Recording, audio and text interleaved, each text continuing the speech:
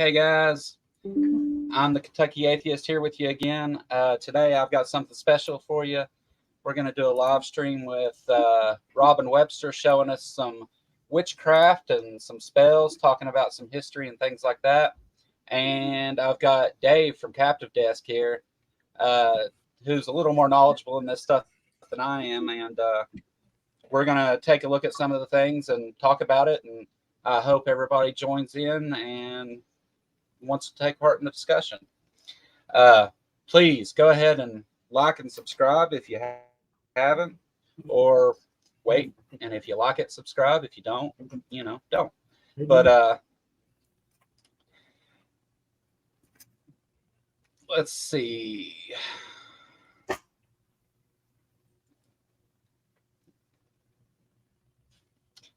Hey guys, how's it going? Hello. Hello, everyone. Happy Halloween. Happy Halloween to everybody. So Robin, you at one time were actually a practicing witch, you would say. Is that a fair way to describe it?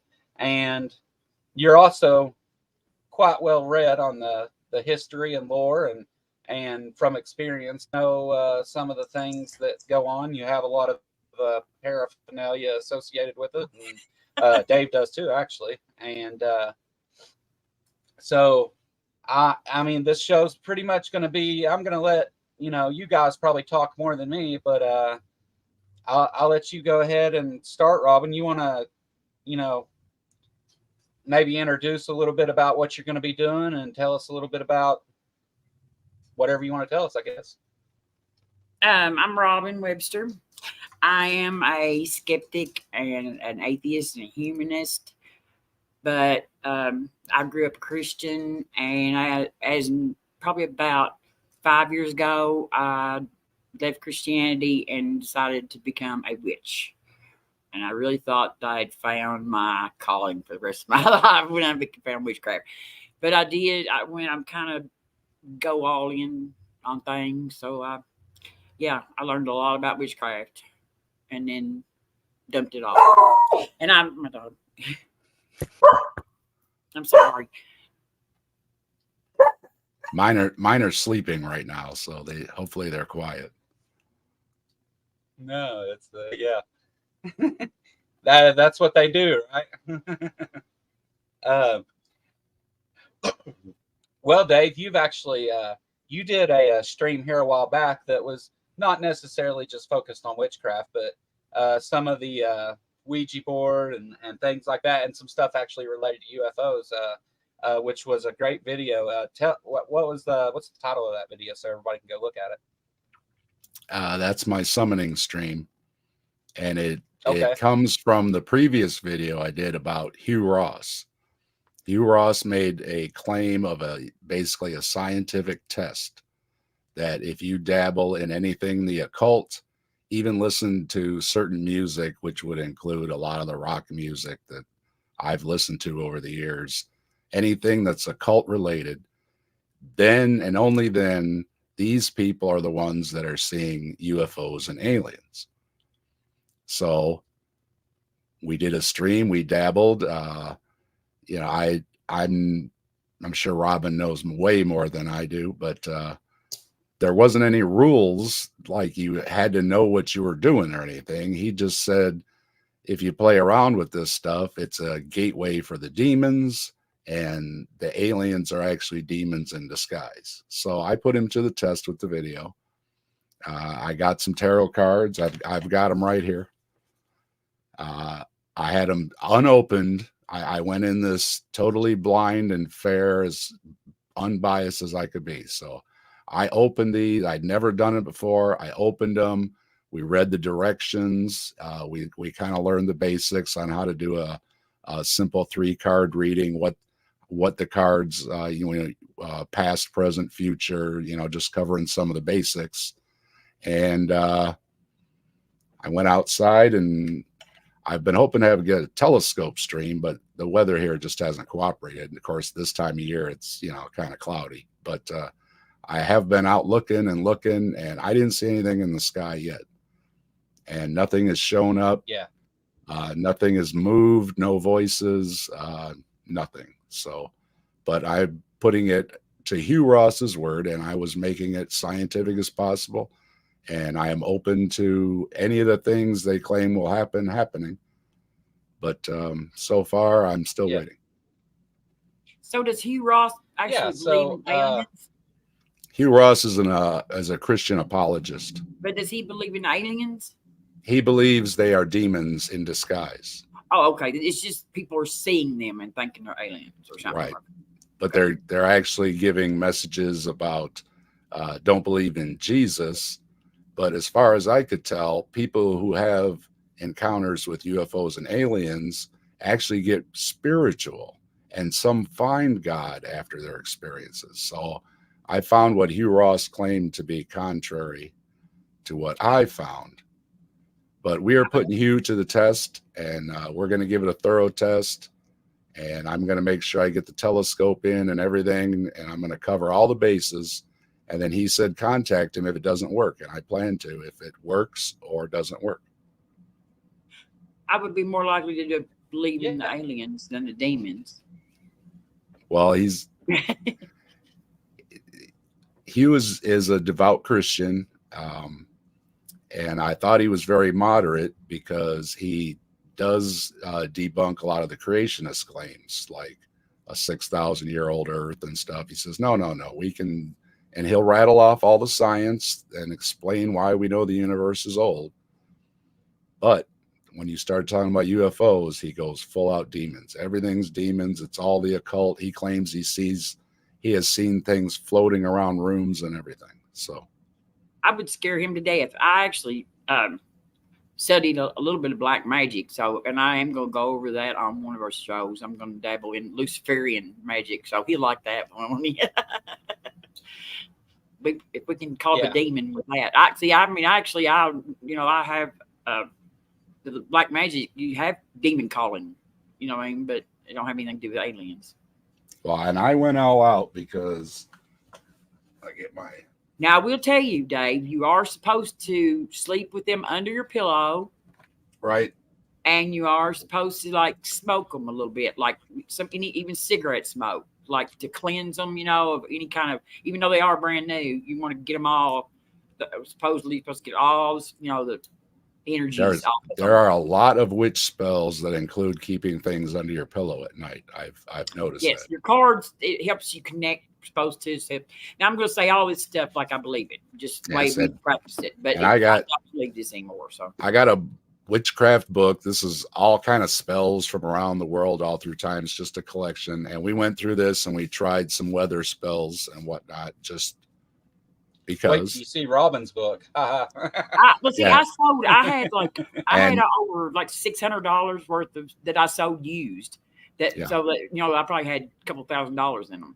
And I sold them all, but I still have all of mine that I made. That I have like 6 big binders full of spells and rituals and correspondence, which is like when you do a spell, you use certain herbs and candle colors and that kind of thing for your intention. And to be honest, I heard Ouija board and tarot cards for the last time. Okay. I've never played with a Ouija board. Is a game. It's a kid's game. I mean, it was put out by Million Brothers or something. Well, the believers are terrified of them. I know. I honestly heard it for the last time, so I ordered a Ouija board and some tarot cards because it was the last time, and that again, this all stems from Hugh. Now, Hugh also made the claim that India is a big hotspot for demons. So to cover that base, I also got How to Summon Demons, and this is Indian summonings. And it's opening portals and everything. So we played around with this a little bit, mainly again because I'm following what Hugh is claiming, that all the demons right now are in India. So I got one.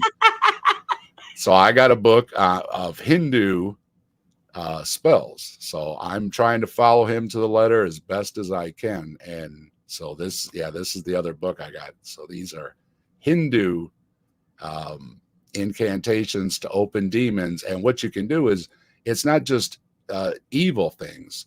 You can control the demon to Yes. get it to do what you want. So Yes. you can get it to do something you want that may be good in spite of what the demon's intentions are.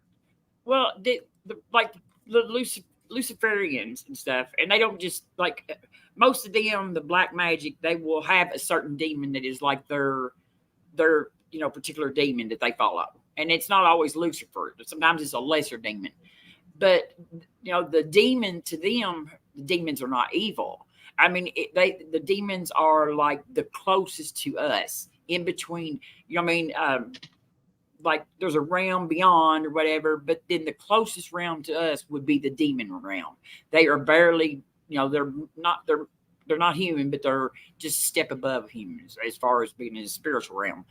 And they do things for us. Once if you connect with one and have, worship services or whatever for it, or, nothing about like sacrificing live animals or chickens or nothing like that. But, well, that's hoodoo. I mean, voodoo does, Right. does, but not the black magic, but they, they worship one. They have like a specific demon they worship that they stay with all the time. That's their preferred demon. And I couldn't get her to go upstairs. Hush, hush. Yeah. I couldn't get her to go upstairs, and I can't pack her. She's too big. That's okay. She's welcome. Maybe she'll point out whenever we talk to some demons here. That's what I said. She's picking up on something. She might be picking up on something. Stuff outside. Is she real loud? Is it coming out? No. It's have you ever watched one of our Raw streams? It's fine. I know. These dogs freak out. I can't hardly stand them dogs barking. Actually, that drives me crazy. That's what they're supposed to do, though, right? So I can go get my snake after a while. My puppy is learning to bark from the older dog. I was just telling him earlier. Are you teaching him how to bark? So the little guy's starting to bark now, so it's kind of cute. Yeah. She hears stuff outside, so she's. So how to say this? First of all, Dave, all that stuff about the UFO stuff and all that, I think that's all really interesting, and I hope you do a telescope stream, because I'm real big into all that stuff, and that's it's ready. It's set up. It's right inside the garage door.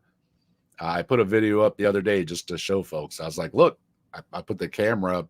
It's clouds every evening, even when we have a clear, the sun's out during the day. As soon as evening comes, here comes the clouds. And we had it like pretty much all summer. We had a really weird summer. We had a real mild, cool summer here, lots of clouds. And then earlier in the summer, we had the smoke too from the fires up in Canada. So I had some of that too. We've had really crappy skies, so it's just not the best time to be looking through a telescope. But even if it's cold out, hey, I'll put on my coat and I'll get the telescope out. Sooner or later, I'll have the telescope. I love astronomy and cosmology, and I don't know if you're familiar, but have you seen any of like the rocket launches that Red's Rhetoric does, and Astronomy Live, and but I've got a bunch of astronomy channels I follow, but not, I wouldn't know if that was a specific one. But right. And a full friend of mine, her brother has a channel on Facebook, and he has a nice setup. He's out in Arizona, I think, and he gets some great shots. It's out in the desert out there, man. The sky is beautiful. You can see the pattern of the Milky Way and all that, things you can't see when you live, anywhere where there's much light pollution, which is everywhere else. So if you're on Facebook, look for Delvo Observatory, I think he calls himself. Oh, okay. And, I'll check that. Yeah, I love that stuff. That's actually it'll be obviously a telescope page, but it's Delvo. It was actually looking. I was actually watching physics and cosmology videos is what led me to some of the atheist debates and stuff that I first watched with Hitchens and things like that, because there was like a crossover with Lawrence Krauss and Dawkins, and there was, so it's actually a big part of how I ended up where I'm at now. But yeah, I think that stuff's awesome. And I look forward to it. Anybody that's watching too, Dave's link is in the description of the video, so you can Dave, watch for it too. If you need any like professional advice, get hold of me. I'm gonna be here. Mute this real quick. I think my daughter's coming in, and I can't find the mute. But so yeah, yeah. I like exploring all kind of stuff at the captive desk. So we like to have a little fun. There's a bit of humor at my channel. We like to keep things light because, in this world, I like to add a little humor to my stuff. But we try not to be disrespectful or anything, and we do like to explore a lot of things. And we also trailed it off to another channel with the Grassman Chronicles I do with trees. And we take a look at a lot of weird stuff on that channel too. So we enjoy it. I was in one of your live streams here in the last couple days, and it was one of the better discussions. Just people talking about facts. That was I thought it was a great video myself. I prefer that kind of stuff. I want the information, like, we're going to talk about witchcraft and stuff tonight, which has a lot of just witchcraft stuff in it. But at the same time, you get into some of the information about it. And that's really where all this gets interesting, I think. But, do you, where do you guys want to start at? You want to talk about history, or you want to go right into some tarot cards, or I would hold off on the. I got my little speech, whatever that I was going to do on just. Okay. It don't take just a few minutes. No. All my animals are all over me. I tell you what. Let's hear what Robin has. Okay. Did you get a wheel? Kentucky Atheist, did you make a wheel? I didn't mean to do that. Did you do a wheel? I've got. I've read about making a circle and everything, but I haven't actually done it. I've just been reading about it. This is the wheel of the year, is what it is, and I think I may have something like that in my goodie box I got. Some of the holidays are actually old. The wheel of the year was actually put together and coordinated by Gerald Gardner, who is the founder of Wicca. And it was like in 1953, somewhere around there, when he founded Wicca, Wicca is actually listed as a religion in the United States. The military recognizes it. They have Wiccan priestesses and stuff in the military. And you can have it put on your dog tags, and you can have it up on your tombstone, stuff. So it is a nation recognized religion. But if you've ever wondered where Halloween came from, where did we get trick-or-treating? Where did the pumpkins and things like that? Well, this holiday is called Samhain. It's Samhain, salmon, is what it looks like, but it's Samhain. And it is a Gaelic festival from the 9th century that celebrated the dying of everything, the leaves falling off, and the dying of everything, and getting ready to go into winter and having to store up stuff and put it up for the winter. And it's the witch's New Year. And it's the crone, has to do with the crone, which is the old witch. You got the maiden and the crone and the mother, the maiden, mother, crone. That's the 3 stages of life. And so all of the Esbits and the Sabbats, which are what is on the wheel, celebrate the solstices and the equinoxes of the moon, and that's what everything is. So this is a mid between an equinox and a solstice, and this is a what they call a greater Sabbath. Okay, and it's Gaelic festival, which it was like in Ireland, just the whole up in the Gaelic area, Scotland and stuff like that. And it celebrated like they believed that veil got thinner between the spirit world and the earthly world. They would they believed that you could contact your ancestors a lot this time. And they had, they would have a big bonfire, and they would run between the bonfire. And a lot of the what they call witch, people talk about riding brooms. That was one of the things that they would do. They would get on their brooms and they would jump in the fields to show how, because it's called sympathetic magic, which means that they would get on there and jump and show how high they wanted their corn to grow. And that's what that was. That's called sympathetic magic. Anytime you do that, something like that right there. And that's where people got that they were riding brooms. But anyway, there was 3 things that was done that was called guising, souling, and mumming. And they all had something to do with going door to door and knocking on the door. And souling, they would hand out soul cakes that the people would bake. And they would give prayers in place of. So I think that's pretty much where I believe the trick-or-treating came from, and dressing up, because they did that. And the jack-o'-lantern, Jack was a man that tricked the devil. And the devil got so mad after being tricked so many times that when Jack died, he couldn't go to heaven, and he couldn't go, and the devil wouldn't leave him in hell. And so he roamed the earth. He had to jump in a pumpkin, in a jack-o'-lantern. That's how the jack-o'-lantern came about. But that's about all I've got on history. I mean, it's one of the festivals. The next one will be Yule, which was Christmas. Yeah. It was Yule first. So yeah, it's another example of how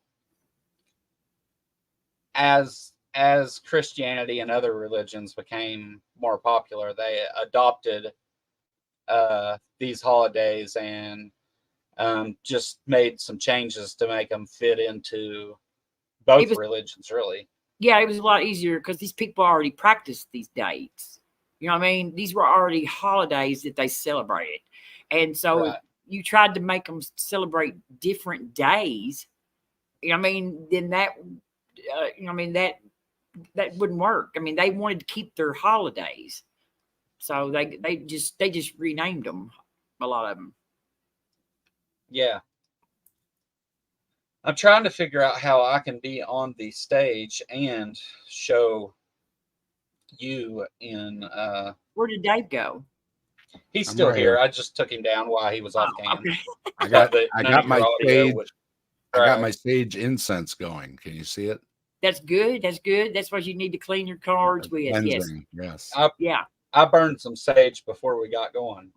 I should run my cards through the smoke too. Yes, smoke cleanse them. Smoke cleanse them. And I'm gonna do that. You don't have any crystals, do you?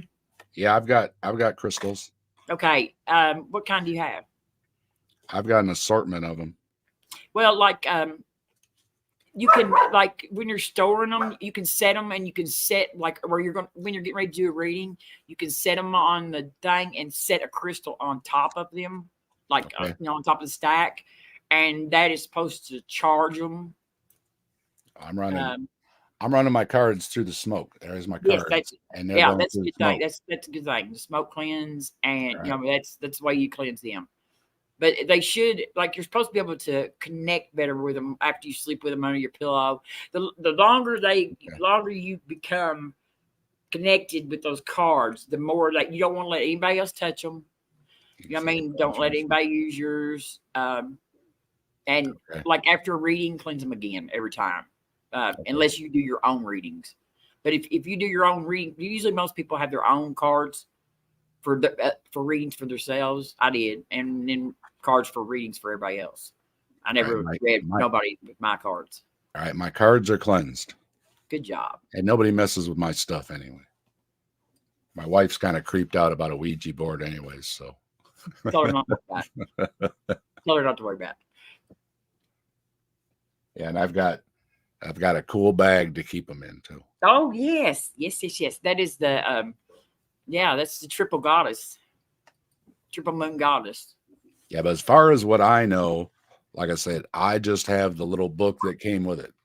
So I've just got the basics. Oops, and I dropped it. That's not good luck.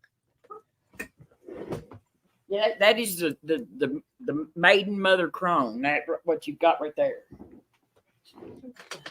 But this is supposed to be the classic version of tarot cards. So what deck is it? What's it called? It's just called classic, as far as I know. It says classic tarot. Okay. Let me see what's inside here.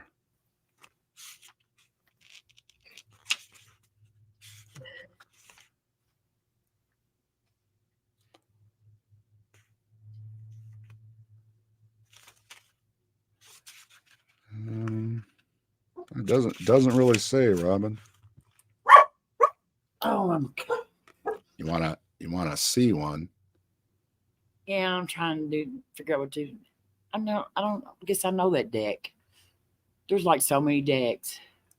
Yeah, it's called a classic version. It says on the book, classic tarot. That's all it says. See, I have a bag with the triple moon goddess on it too. Same one, just mine's black. Yep. Now, this is the most common tarot deck right here. This is like the most widely recognized deck right here, and with the pictures, I don't know if you see them in the light, but the pictures are like the easiest to recognize. These are one of the easiest decks to read with. Yeah, these have a lot on them. Yeah, see it when you're learning your cards, like you have to learn your each individual card and what it means, you know what I mean? And then reading them together. That's what this little handbook does. It has reading them together is like the cards. Yeah. Trying to string a sentence out of them. You know what I mean? It's like, once you get up over 3 cards, then it's just like. I didn't get past the 3-card reading. That's a good read. That's a good read we were just trying to do it, open-minded and following the directions. That's what I did. So like Celtic Cross is real. It's got like 13 cards. It's pretty hard, to sit down and make sense of it. But each card in each position has a certain, there's a certain thing that position means. But I like the 3-deck card, the 3-deck reading. It's a good reading for just to do every day. Actually, that's what I always did. Yeah, that's how the little book started. Was with this is your basic 3-card read, and I was like, well, this is perfect. So we kind of just followed along with what the book said. So that's what I did. Yeah, you have to, like I said, you have to really learn the other, all the card meanings, like pretty well before you start trying to read like big. I made sure to tell everybody that, that there's a lot more. And when KA said something about you knew something about them, I'm like, well, cool. Then I want to hear what you got to say about them. So, and I've got some stuff I can send you too. That have you watched anybody on Read Tarot? Yep. But they were doing it must have been like a 13 or so where they had a big spread of cards all over the table. Yeah, there's this one gal I follow on YouTube that does them. But it's really hard to follow because it's, this card and this card and this card and this card. So then obviously you have to know a lot more about what each card is and what it means to the other cards, right? Yes. You've got four elements, which the tarot cards, they represent the 4 elements. Yeah, I have an element on each card. You got fire, You've got that's wands, or is yours wands? Some of them have two different names, but the most common is fire is wands. This says fire on it. Okay, and then you've got water, which will be cups. On most decks, it's cups or chalices or something like that. There's fire and air. Yeah, and air will be your swords most of the time. See, there's like that's the common ones, but then there's some that have chalice and stuff like that. They have little different names, but same thing. Now, and some of these are half and half. Then earth will be your pinnacles. Like this one says water/fire. What's the card? Some are a combination of. See, they shouldn't. I mean, like you should have a one through king of every suit. These are both the queen and the page of wands. They both look like royalty. Oh, it's two different cards on there. Okay.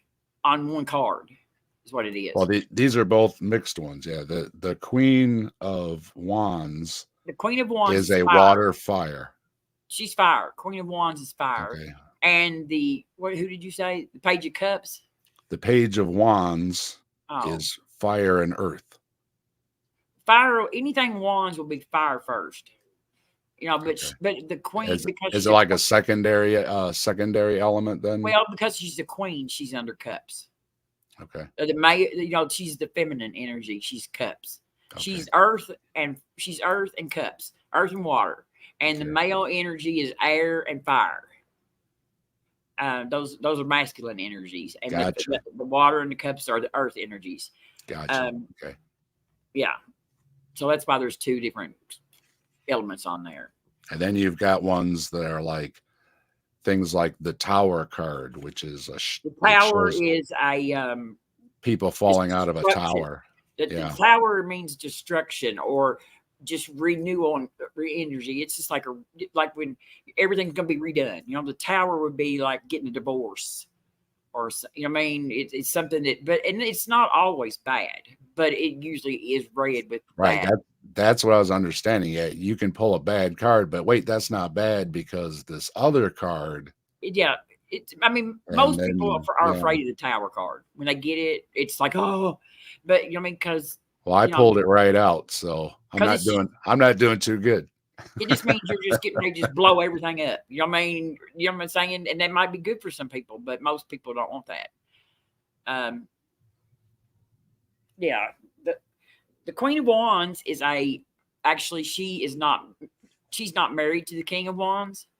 She is a single woman, businesswoman. She has a job, career, stuff like that. And she is not married to the King of Wands, who is the playboy of the deck.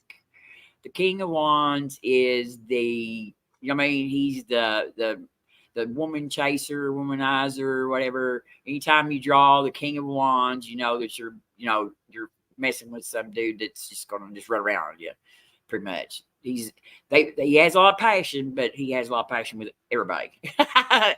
The King of Cups and the Queen of Cups are married, and they are a couple, and they are like the most loving couple. They are like, like this, they're together, and he is the perfect, just adoring husband, and she is just the homemaking, lovely, wife, but she's a little emotional. Cups are emotions. That's what they are. Fire is like your actions. Your fire is your actions. That's why they represent activity, actions, and your signs are like Aries, Sagittarius, Leo, and just one more. I notice a lot of these have weapons too. There's a lot of the wands, a lot of swords and knives. There's wands on there. Okay. Oh, there's knives. Is it knives on there?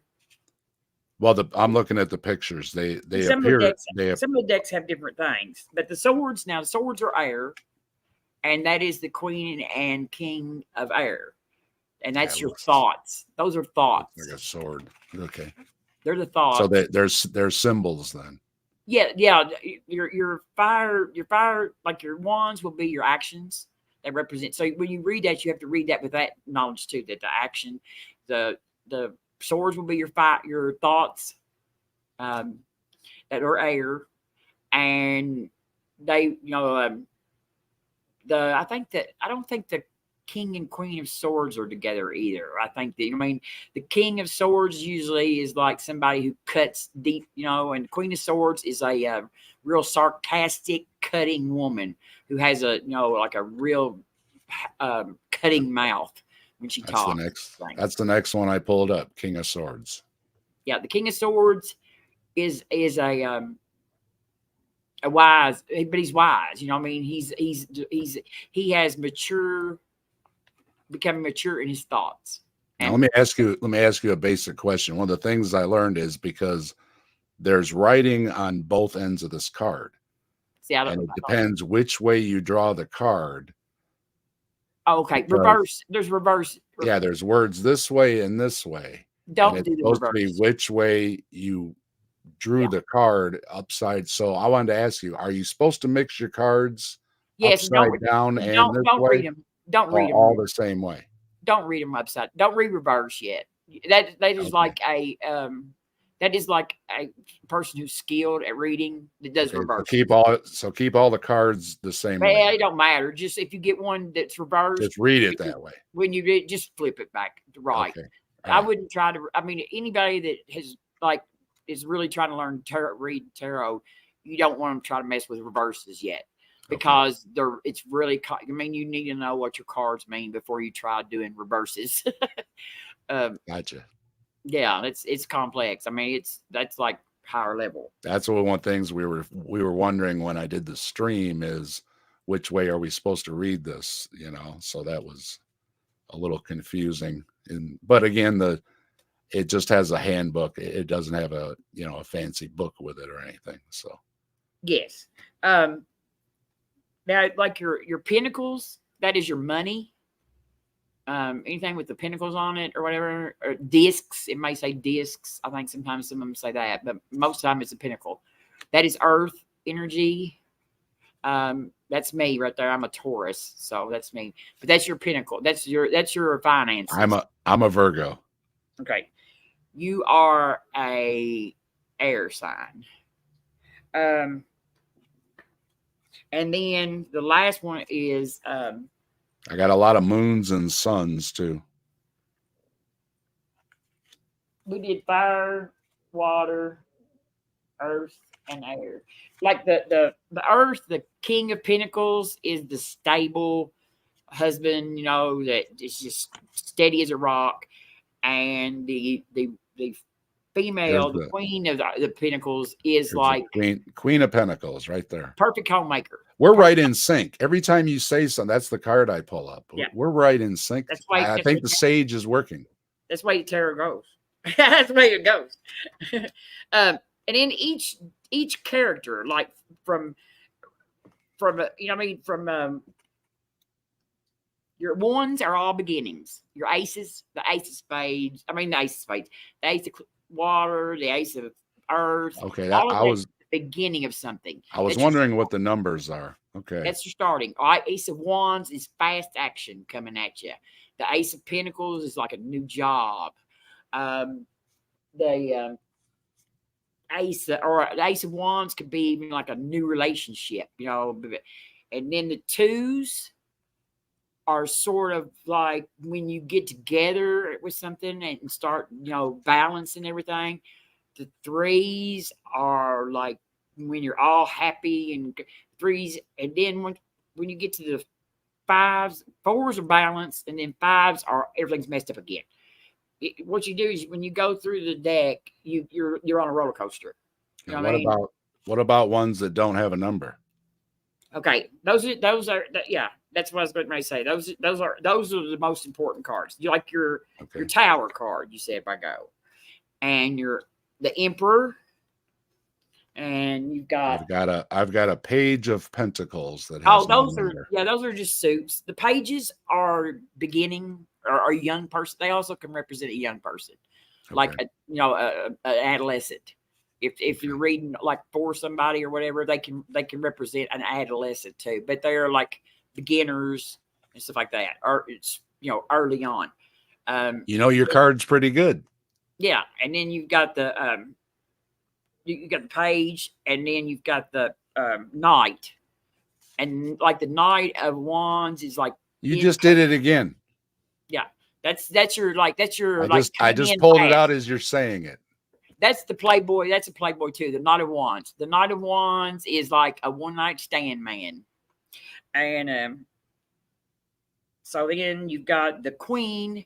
The next that represents the feminine energy in the deck. It don't always represent a female.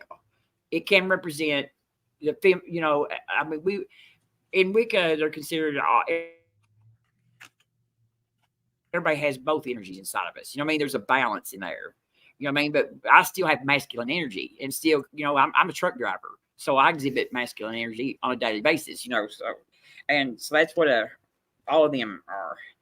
And then the King is like the maturity of it. And what it is after you mature on that, and then you start back over on something else. You start with the ace, the wand, the Ace of Wands again. What's the difference between a king and an emperor? The Emperor is all the kings. Okay. He is all four kings. He represents all four kings. Is that why it's got a number 4 too?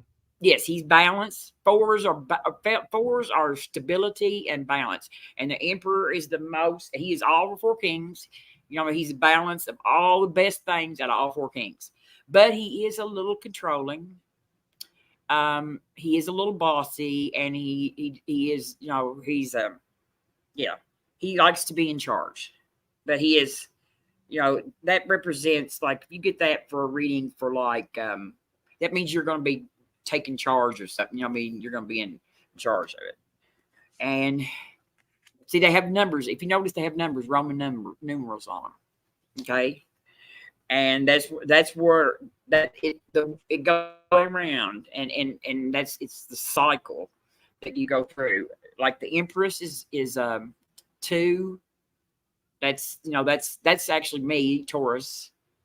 That's like the pregnant woman, the mother, the Empress is like the life giver, and the Fool is where everything starts. That's your first card. That's 0. Actually, it's not 1. It's not 1. It's 0. The Fool is 0. The Fool is a leap of faith. Yeah, there's the Fool. That's good for religion right there. The leap of faith is the Fool. Okay, so yeah, all right. So I got the numbers understood now a little bit. And the world is your end. The world is be 20, 22, 21. 21 to be your world card. Can I jump in real quick, guys? Huh? Absolutely, it's your show. There's sometimes a delay on my end, so I didn't want to step all over everybody talking. But just so you know, I'm not dropping the show. I'm just going off stage while you guys are talking. I wasn't like, because I know from your experience of being on my show, sometimes that occurs. But I was just letting you know I'm still here and listening and stuff. Well, I'm enjoying the overview. I appreciate it. Yeah, me too. Yeah, okay. I think this is all really interesting, and I didn't know any of that. So, well, I'm noticing the cups that you were talking about in some of these. I haven't brushed up on this in a while, and so I'm kind of out of like, like I'm having trouble remembering some of the names of things and stuff. Here's an Ace of Cups. I just pulled that. The Ace of Cups is a brand new love or a baby. It can also represent a birth, a brand new baby. Oh Jesus! It's two totally different things. Huh? Cups is emotion. Those are 2 totally different things. Well, I know, but every card has several different meanings. I mean, it's like. Oh right, no, I wasn't giving you shit. But like that's like if you draw the Ace of Cups, that probably you're going to meet a new love, or somebody's going to have a baby, or well, it would. And if you're doing a 3 card though, it would depend on if it's past, present, or future, right? Yes, but it can represent like several different things too. You know what I mean? Like, and so that depends on where it falls on what it actually represents too. So, so let me ask real quick. So whenever you're talking about a 3-card reading, past, present, and future, that's what each card is supposed to represent. And then the meaning of those cards is you try to like fit that to the person, like what that means to them, how it relates to them in some way. And that's kind of the loose. Yeah, you go left to right, past, present, future. So it's supposed to represent the energy. You know, it's not always just the truth. It's the cards are supposed to represent the energy, not necessarily the event or something. You know what I mean? But the energy around that. And the thing about it is tarot readers and stuff like that. They don't believe in that. If I tell you that you drew the death card, that you are going to die. Because you can always alter. I knew that much. You can always alter what is coming at you. You know what I mean? All you have to do is change your energy, and that will change the energy that you are getting back. And so there's never a set in stone, this is what's going to happen thing. This is the current energy as it is right now. Yeah. Without you adjusting it anyway. This is the interpretation of the current being. Yes, the current. And the energy around you then. So yeah, that makes a lot of sense. I think that's really cool. Yes. So you never have a. Did you say you were a Virgo? I am a Virgo. Here's your card, because most every sign has a one of these cards that go, the picture card that goes with them. The Hermit. This is you right here, the Hermit. That's me, all right. Virgo. Which one's I just saw that card. It reminds me of the wizard on the Led Zeppelin album. He's carrying a lantern. Yeah, that's the one that's what's on the Led Zeppelin album. He's wise. He's wise. He's patient. He's mine is the Empress. What's your sign? Kentucky Atheist? Cancer. Your card is. See, I'm so well. I can't believe can't even think of this right now. Cancer.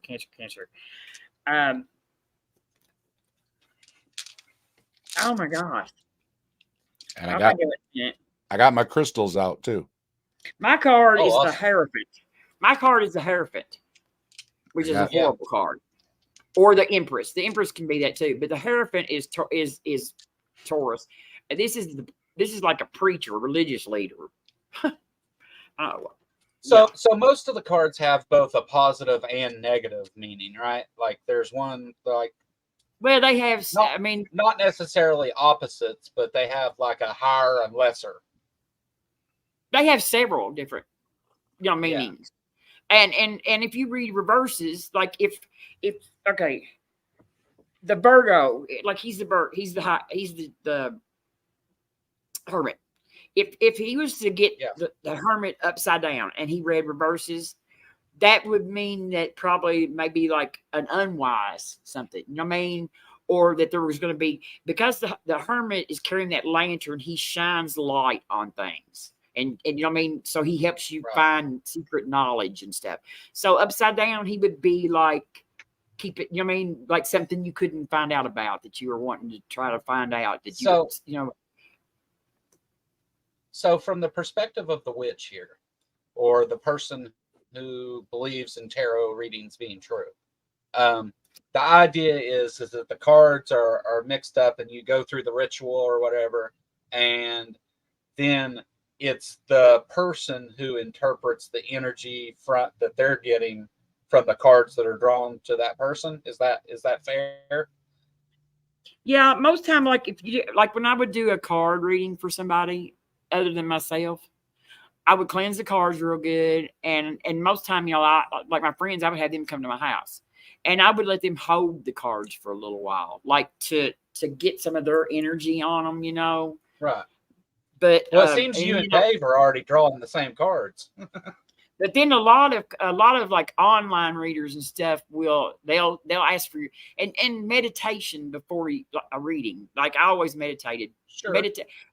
being a witch is like nothing but meditation. It's just like so, and I hate meditation. Actually, I just Well, really let me ask this: when you're doing a tarot reading, is it the cards that are more important, or the person interpreting the cards?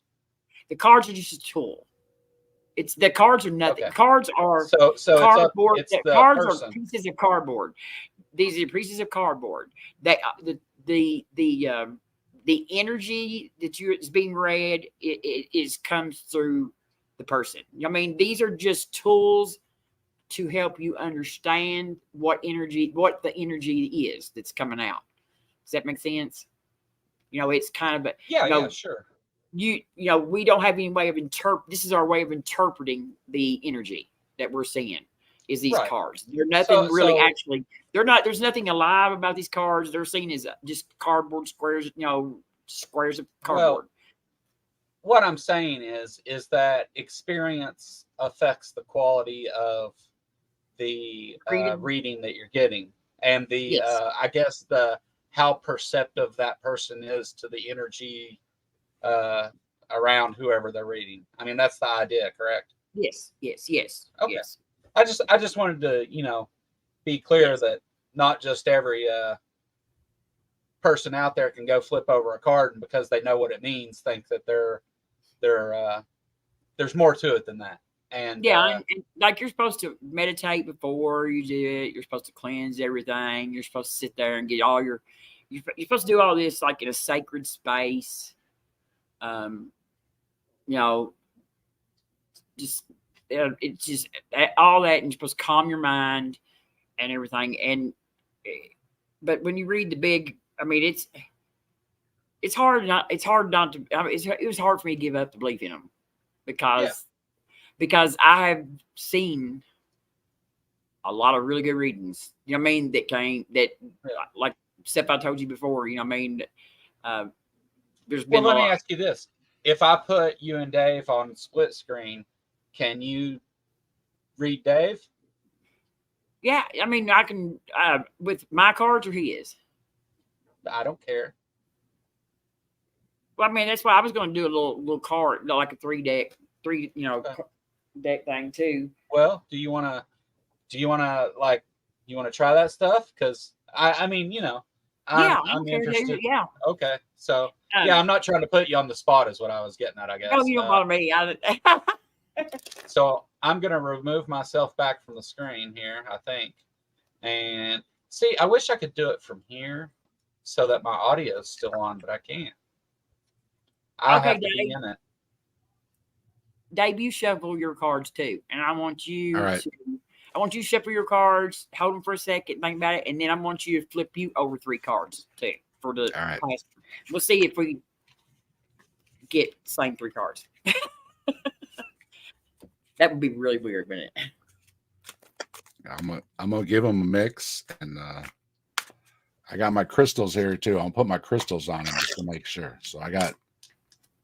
Yeah, I always kept mine sitting there with crystals or in the bag. You know, I kept them in the bag. Yep, I got them right here in the bag, and you can hear them here. See, hear them. Show us what you got there. I got all kind of. There's a whole bag of them. I got white ones, black ones, orange ones. Like clear will be quartz. Yep, it looks like quartz.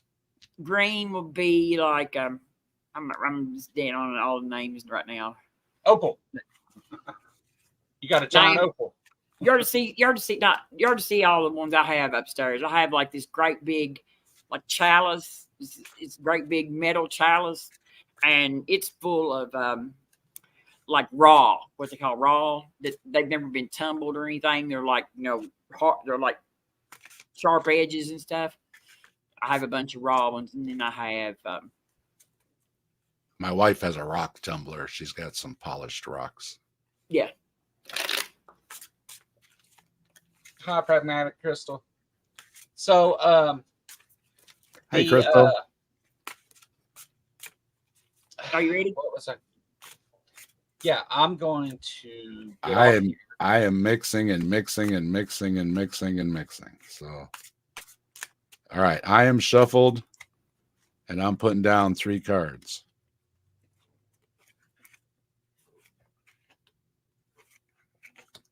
I got my 3 cards down. Okay. Me too. What'd you draw for your past? My past is 3 of Swords. I got the Queen of Swords. Queen of Swords is kind of hard. A woman hard, kind of hard to get along with. She's got a big sharp mouth. Let's put it that way. But you got the what now? The 3? It's the 3 of Swords. It's a 3 of picture. Swords It's a is picture the- of a heart with swords through it. You don't even want to know what that is. That's like the worst card in the deck, actually. That's like the worst card to get. That is heartbreak. That is just. No, I mean, I did have a death in the family, and I have been. I even made a video about it because the family tree is dwindling. So a lot of times death will come up. There's a card actually called death too. Well, it's 13. It's the 13 card. We got 2 more cards, so we'll see. Okay, and your present, you got the 4 of Cups.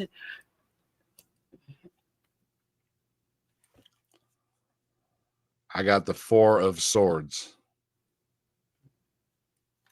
Okay. The 4 of Swords is rest. 4 of Swords. After you got the 3, 4. Okay. 3, the 4. The 4 of Swords is rest. After the heartbreak, you've got the rest period. You see him laying there, he's resting, he's healing up from his heart being, the 4 of Cups is like, hey, you have an offer from somebody who's kind of interested in you, or a job offer or something, and you're not interested in it. You're kind of just like, you're sitting there kind of looking at it like, I don't think so. But the 4 of Swords is resting, like a resting. I like that better than the first one. But it's really, I mean, that in line there, it's healing from the heartache. And I got you the King of Cups is what I drew the last one. All right, let's see. I got the Ace of Pentacles. That's good. That's a new job, new something to do with money, something to do with your stability, and it's like a new. And so anything that aces are always pretty good, and Pentacles is like, especially if that's like a new home. Is the Ace of Pentacles a new? I don't think a car. Like a car is the wands. I think so. It would not be a new car, but like a new home. Ace of Pentacles can sometimes mean that you're going to get an inheritance. Be left an inheritance. There's not really anybody left. I don't. This, I mean, there's several. I mean, there's several things but the Ace of Pentacles is pretty much always good. Always. My mother, new fortune coming in. My mother left a last laugh on the credit card company that was stiffing her with all kind of fees and everything, and she just could never get ahead on that one card she got. But when she passed away, they didn't get a dime. So she had the last laugh on them, I guess. Yeah, our legislators, have failed us miserably by allowing. Well, she never told me about it, and if I'd have known about it, I'd have took care of it. But she was a little embarrassed, I think, that she signed up for one of those crappy credit cards. Well, I mean, but the legislators shouldn't allow places like that to exploit us. I mean, they don't serve us; they serve them people. And I mean, they don't have to let them name them high fees and stuff like that. They don't have to do that. They can say, no, you're not going to have our market. I mean, everybody acts like we have to give them all that stuff, and we don't. We are the market. We are the benefit they get out of being on our market. And we should be telling them what the rules are going to be, not the other way around. Yeah, when I gave my mother's eulogy, I told everybody, all the grandkids and everything, I said, if you're expecting an inheritance, you already got it. So I tell my she mom, gave Dad, it. She gave it while my mother gave it all while she was alive. So I tell my mom and dad to spend all theirs anyway. I ain't worried about it. Yep. I've been broke most of my life. I'm used to it now. I don't know how. Can't miss what you never had, right? Well, if I had a bunch of money, I would probably spend it all real quick so I could be broke again. You know what I mean? I have to come back broke in on another level. Part. Broke on another level. I heard before that. Okay, I'm gonna try to put these together on Okay. what I see here.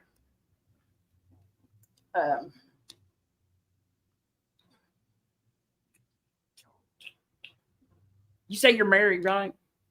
Yes. Happily? Most days. I'm gonna go with her then. 34 years. You may be getting some kind of information from this Queen of Swords that is sort of not bad, but it's not, you know what I mean? It's challenging information. Challenging. Or you did. This is your past card. So, you know, you receive some challenging information or some cutting words. And you sat around maybe and thought about this for a little while and what to do about it, you know, and like, you know, whether, I don't know, it could be even a job or something, but that usually the Queen of Swords don't have nothing to do with a job, but this is some kind of offer that you refused. That's right now. That's your present. You got a current something you're refusing, like to be interested in, like a job or, I don't know. I mean, it could be anything. It's just kind of a person who's just not really into nothing. You know what I mean? Just kind of just like that. You kind of got the blahs, pretty much what the Four of Cups is. The weather gives me the blahs because I like to be out with the pond. But and then the King of Cups is like emotional maturity. This could mean like that you're getting married, or if you're already married, it could be becoming a dad or a grandfather. That wouldn't be anytime soon because it could represent neither one of my boys have shown any interest in having kids yet. So it can represent also too a loving relationship. You know, like, you know, I mean, a period in your life where you and your partner are connected well, and you know what I mean, and loving on each other. Not necessarily the sex, because that would be the King of Wands, but this would be more like being emotionally supportive for each other.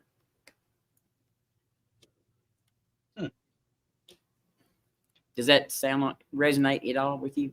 Any of that? Well, I have been married for a long time, and we have our ups and downs, but most of the time, most of the time we're still lovey-dovey. There won't inheritance. I'll say my family tree is dwindling.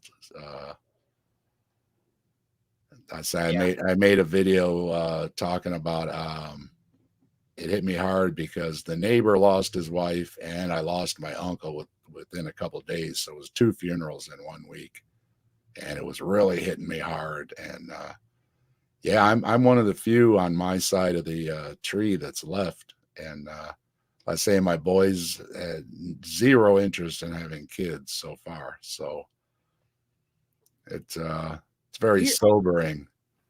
And the thing about tarot reading is that even though we read that like it was your cards, according to what tarot is, that could be anybody in your life that you're around their energy, that you are carrying their energy around. Trying to think of what I would be refusing. That's the tough one. I mean, that could be somebody else too. It doesn't necessarily always have to read you. It will pick up energy that you have in your life, supposedly. You know, like, you know, so sometimes it can, you know, it can be like someone close to you that's their energy that's coming through. Well, I did taint my karma a little bit. There's a neighbor I had issues with, and I don't have well wishes towards them. And I was reading Sadhguru's book, and as soon as it started, it said, "You're not supposed to do that. It messes up your karma." And I'm like, "Oh man." Well, see, I'm not. I kind of always used to believe in karma. In fact, I still see karma sometimes. You know, even though I know it's probably not a real thing, but I have seen it work. I've seen it instantly work before, actually, and be like, ha. But I use karma as like a soul. Karma is who you are. So. But I do believe everything that makes you you. So if you're a crappy person, you're a crappy person. But you can change that karma by not being a crappy person anymore. So karma is not always bad too. Karma, like karmic things are, you know, you can get good karma too. Like if you subscribe to that, you know that. Well, good karma would be letting things roll off. So I have days where I have good karma where I let things roll off. And then I have days where I let little things bother me. And I shouldn't, because I can let the same things roll off on another day. But some days I'm out of sync with the planets or something. And the little things can set me off. And that feels that way, doesn't it? Yeah. But yeah, I'm stumped on, I'm really stumped on what who. And you're a Virgo, which means you are sort of troublemaker. Well, you're like a hermit. You know, you're sort of a hermit. You kind of keep things to yourself. You're sort of, you know, not secretive, but you know, I mean, just kind of like you don't let everybody like out in the light. You don't stick everything out, which I think people talk about astronomy. I think I think it matches up pretty good, actually. I'm a Taurus. You know what I mean? I'm a big mouth, hot-headed. I mean, I match up everything with Taurus, actually, except for most Tauruses are. I got some Taurus in me. Most Tauruses are good with money. Yeah, you have almost every sign usually in your moon or your sun or you know something like that. But most Tauruses are good with money, and I'm not good with money. I fail at that.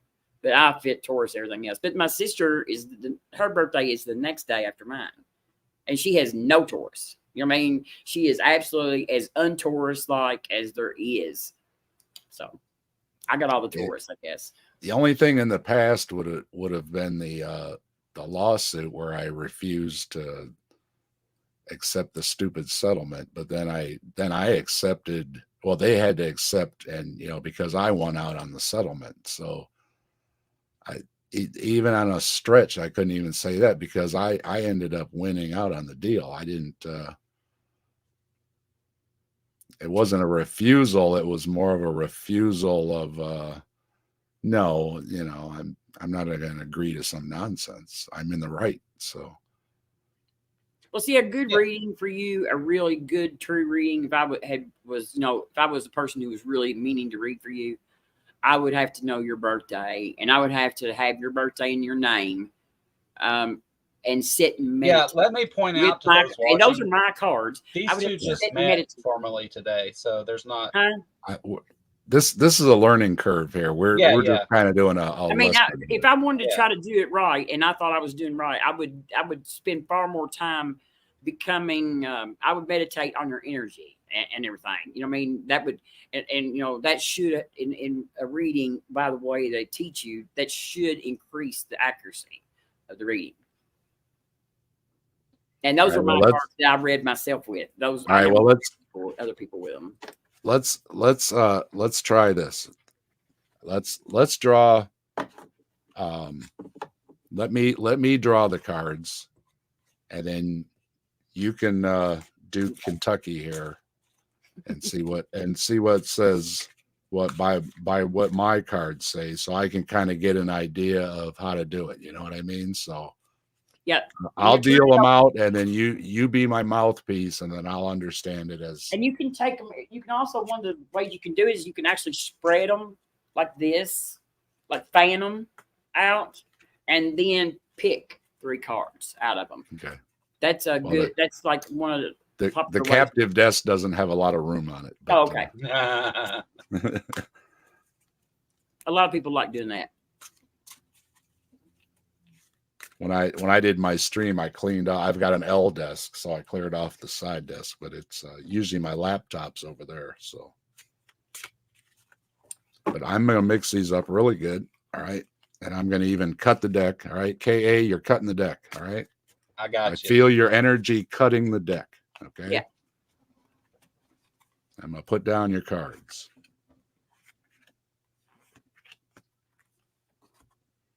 All right, your past card is the Six of Pentacles. Oops, I'm going the wrong way. Mm-hmm. The Six of Pentacles. Got that, Robin? Yes, 6 of Pentacles. Six of Pentacles, and it's a number 6. Uh-huh. I mean, you're going to do it. That's Kentucky's. That's Kentucky's past. So, what would that tell you about Kentucky's past? Well, go ahead and lay the other two out. Let me. Okay. All right. The present. We've got the Four of Wands. Or wait, the nine. Excuse me. The Nine of Wands. That's right. And that's me right there. Got the 9. Got the big 9 there, buddy. The Nine of Wands. That's what they call me. The Nine of Wands is he's the soldier that is wounded, but you see he's still in the fight. I mean, he's wounded warrior. That's what the Nine of Wands is. The wounded warrior. Okay, and then your future is the Four of Cups. Oh, okay. It's the same one he had. That's kind of like the. Oh, well. That's that kind of sounds like my your future is yeah. That's kind of like maybe a job offer you ain't too crazy about, or you know what I mean. Yeah. You're just not like really thrilled about what's going on. And so now with all three, what can we say about the first card? I'm looking up the Six of Pentacles because I'm having trouble remembering what it is. Oh, the Six of Pentacles is charity, and like the Six of Pentacles, charity, generosity, giving, receiving, sharing wealth, prosperity. And it don't necessarily mean you. It could mean that somebody's going to share with you. But it usually represents like the helping the poor or something like that, or that's what it says on my card. It says you're upright, giving, receiving, sharing wealth, generosity, charity, sharing. So that's what it says. So in my past, I was a drug addict and homeless at one point, and had a lot of help from others to get back on my feet and try and repair the damage that I had done. Well, see that, and if it wasn't for the help of others, I don't know. I wouldn't be doing this right now for sure. So, that's right. You might. So maybe that's an accurate reading there for the first card, anyway. You have an amazing story. An amazing. Well, you do. It's whenever you get into the details of it, some of it's interesting. Well, not too many people come out of that world alive. Right. Yeah. I know more dead people than I do alive people now. I could probably, off the top of my head, without really getting too deep into it, I could probably name 30 of my friends that are dead now in just the last few years. And so, yeah, it's, but, the way I look at that is please do not pity me or feel bad for me. That was a learning experience. I know. But that was a learning experience, and I got a lot from that. Even if I'm not wealthy in a monetary sense, I feel like the experience, the things I learned along the way, the people I met, and the things that I did and learned valuable lessons from are some of the most important parts of my life. So I don't pity you. You lived. So would that fall in with? That's one thing you got real lucky right there. Would that fall in with him balancing out? Yeah. Balancing out the past. That's his past card? That's his past card. It's got a balance on it. It could be where you're sharing all them steaks with everybody. No, they That's would a famous probably say, story where I live. like he got a helping hand at one time, and I'd say like your sister, right? Yeah. Your sister reached out and helped, and you know what I mean. Yeah. My sister, for everybody that doesn't know, my sister, and I think due to her experiences with me, became a Suboxone doctor and ran a recovery clinic. And I didn't go to her, but she helped me. She paid for me to initially get in recovery, and that's what led me to get clean. And so, yeah, definitely, my sister was a big influence, a big help. Okay, what was the second card? Second card was the 9 of Wands, which is 9 of Wands would courage, persistence, Yeah. test of faith. There you wounded go. warrior. Oh, That's the wounded warrior, but he's still in the battle. You see his like last stand. Hold the picture up there. Can you see the card? He's got a wrapper. He's got like a bandage around his head. You know what I mean? He's got all these wands out in the field and stuff, and he's been in the battle for a long time, and he's got this bandage on his head, so he's got wounds, but he's still standing. He's still standing. Well, still. I had heart surgery a couple years ago, and I'm still here. Yep. I mean, it's an embattled, wounded warrior is what it, you know what I mean? It's like persistence, like he said, hanging in there. Yeah. Not giving up the You thought. seem to be hanging in there, brother. So yeah. We'll give the middle card a hit. Yeah, I'm still actually recuperating from some of that, and it was 2 years ago. So definitely feel like that applies. But then the future, Robin said was, Well, maybe that's good. You got with the wishy-washy. present. You got the, what was it? The Wishy-washy 4 of Cups. Yeah. Which is meditation, contemplation, apathy, revelation, or re-evaluation. That's better. Regret. And sorry, these old eyes and this little print. Refusing It's starting offer. to get to me. You could be getting a job offer and you refuse it. Boredom. Disconnected is the last thing. Yeah, well, that doesn't sound good for a YouTube This is also a maybe card. It says maybe on it. Huh. Some say yes, some say no, and this is a maybe card. So maybe if you're drawing the cards while asking questions, right here it says maybe. Okay, because you can do what they call yes, no. I wanted to ask you about cards, that. 1 card draws or whatever. Like, am I going to get this job? You know, and you go through there and you pick a card. And so you can do a 1 draw, or maybe. Okay. I mean, yeah, like, you know, you've got like all the fire cards and the I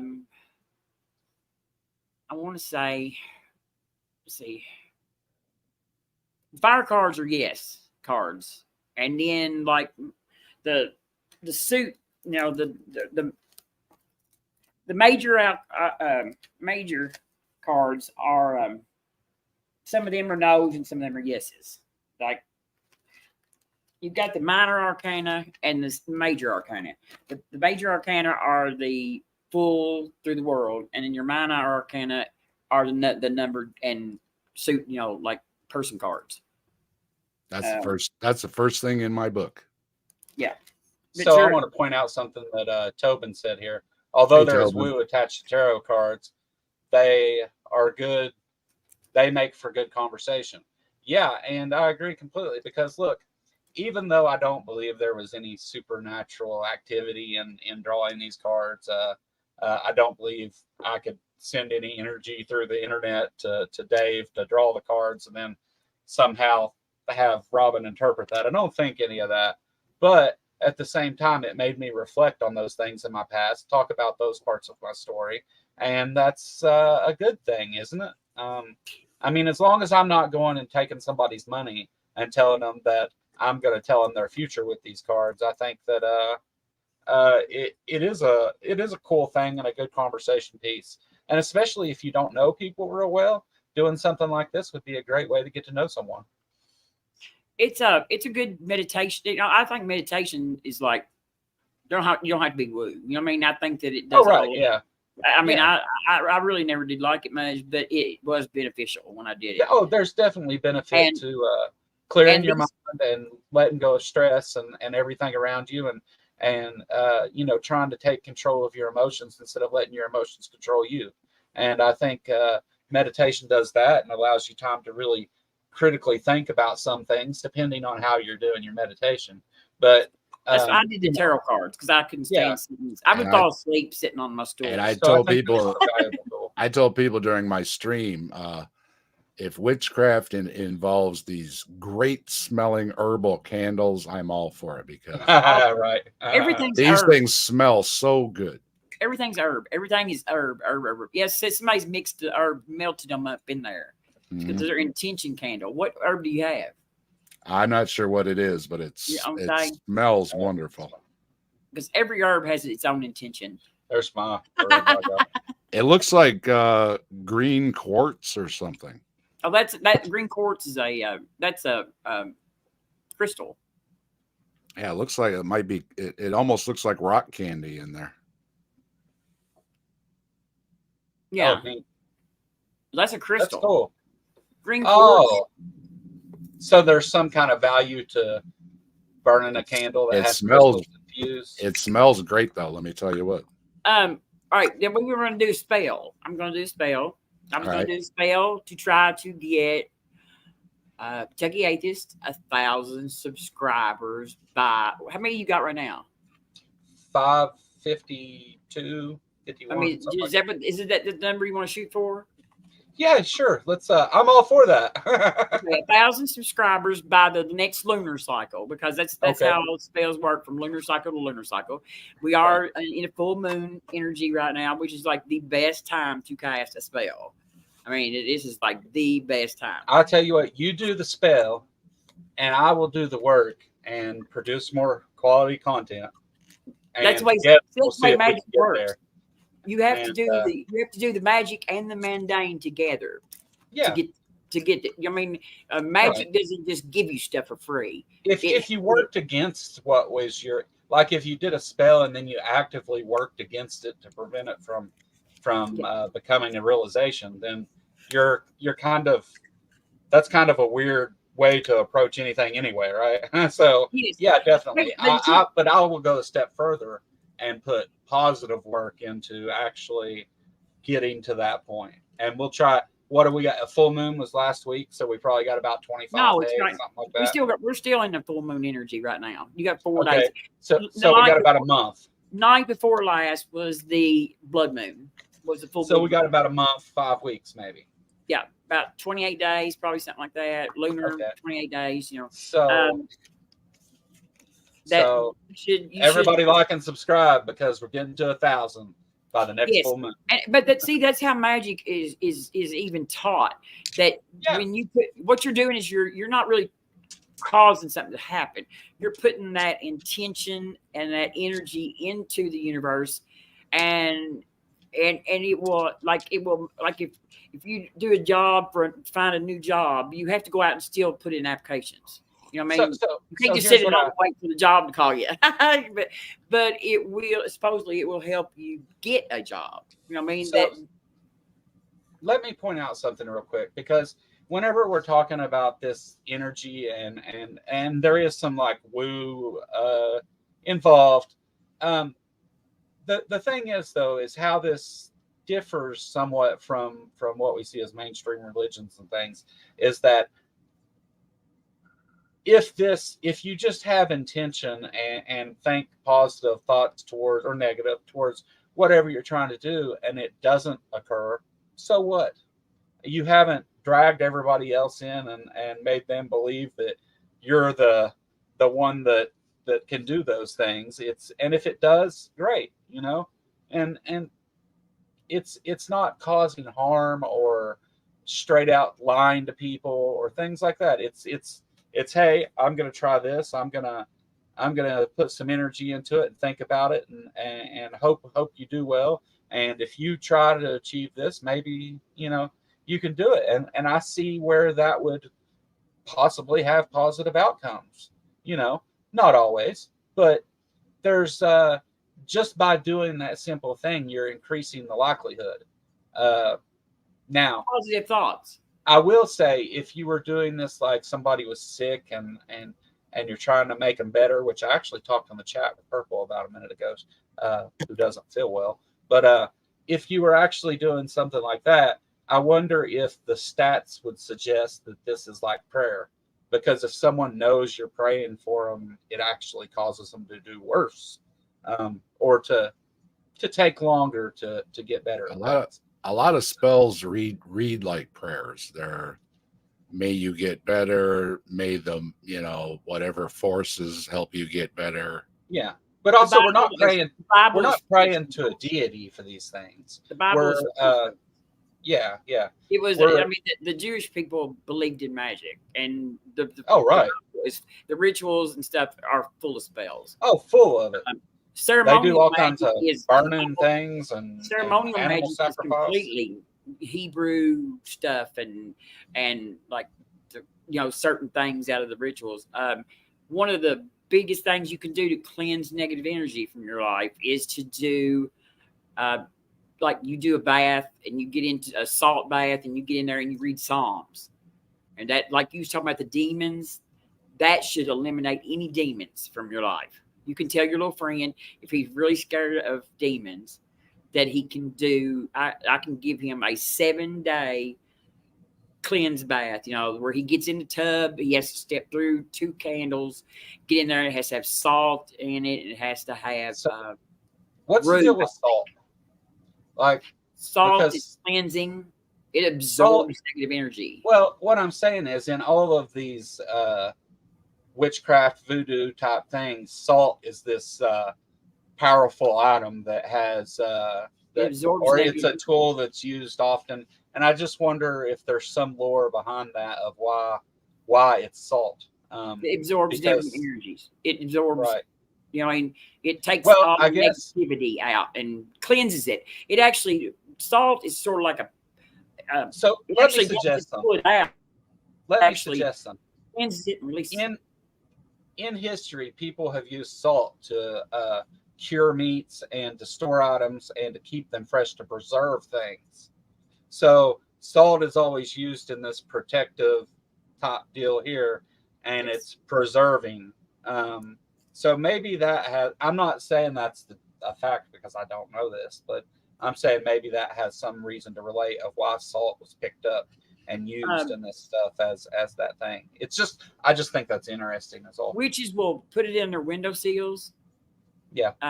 To keep, like, if they, like negative energies from being able to come in their home. It's supposed to also protect you from like burglars and stuff too. I bet they thought the rot and bacteria that got to their food was the same as the negative energies, and that's why salt is. They think that it keeps out those things. I bet anything that's why. And circles. If anybody sees this, please tell me. The Wiccan witches especially will make a salt circle when they do their magic. They will actually do their spell inside a salt circle. That keeps. Because when the belief is when you get in there and you start doing the ritual of magic, when you're actually doing that you are opening a portal sort of towards negative other energies, that could come in because, you've got that portal sort of open. Then, so you're taking a risk. Something could come into your space and mess with your magic. Or even cause harm to you, or get out and stay in your your house or something. That's what they believe. So that's just a precaution while you're taking that risk. That circle while you're doing your magic, while you're actually working with the magical realm, then that keeps you safe from anything that you can't see that's in that realm. Yeah. And if you don't do your spells right, you can cause bad things or unexpected things to happen too, because. Yeah. It has, and some of them, one of the stories we were covering, they believe that vampires or these demons happen because a Taoist priest did a ritual wrong. said a wrong word, did a right wrong, and a ritual type right. And that is what summoned the evil spirit when it was supposed to be a cleansing thing. Well, see, and would you say a werewolf or a vampire? Vampires. And so vampires. So these people believe in they're vampires. They're demonic. They're demonic. Yeah. Vampires. Okay. Oh, let me tell you what. We have to revisit vampires on our channel because vampire stories around the country, around the world are aplenty. Oh, I know. They are. It's interesting.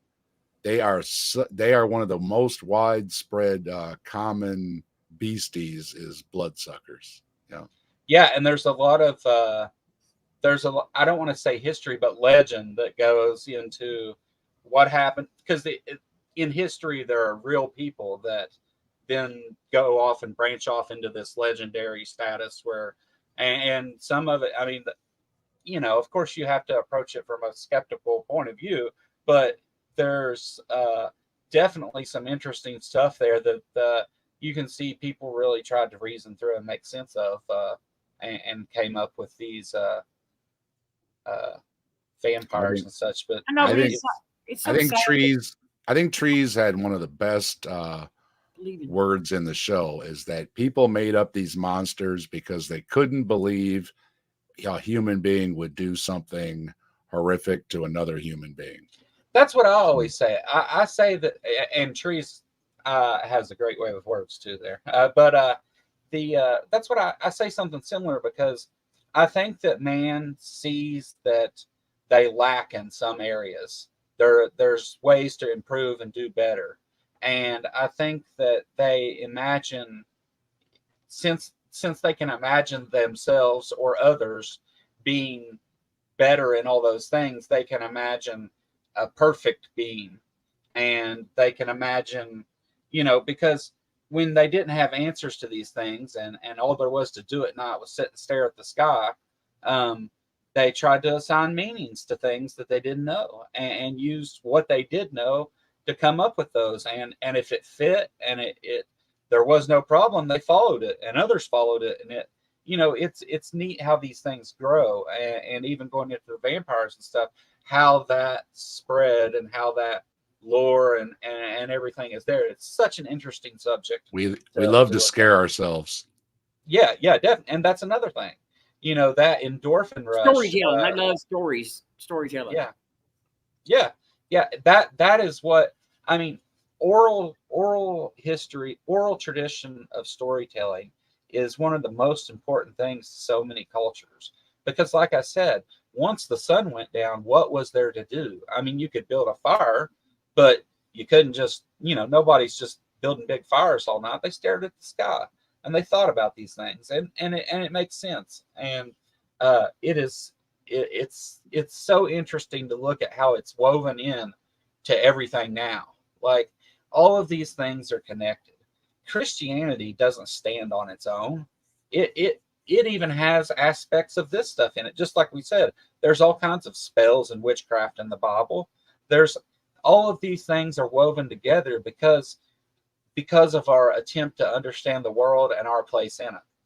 And it's curing leprosy is a spell in the Bible. You do a blood thing, and then you release a bird, something like that. And I mean, look at it reads just like any other spell would. There's a lot of spells in the Bible. A lot. Look at the Catholic Church. Even something as simple as Mass. How many rituals do they go through before it even really gets going? And all of these things have a history and a reason why they are the way they are.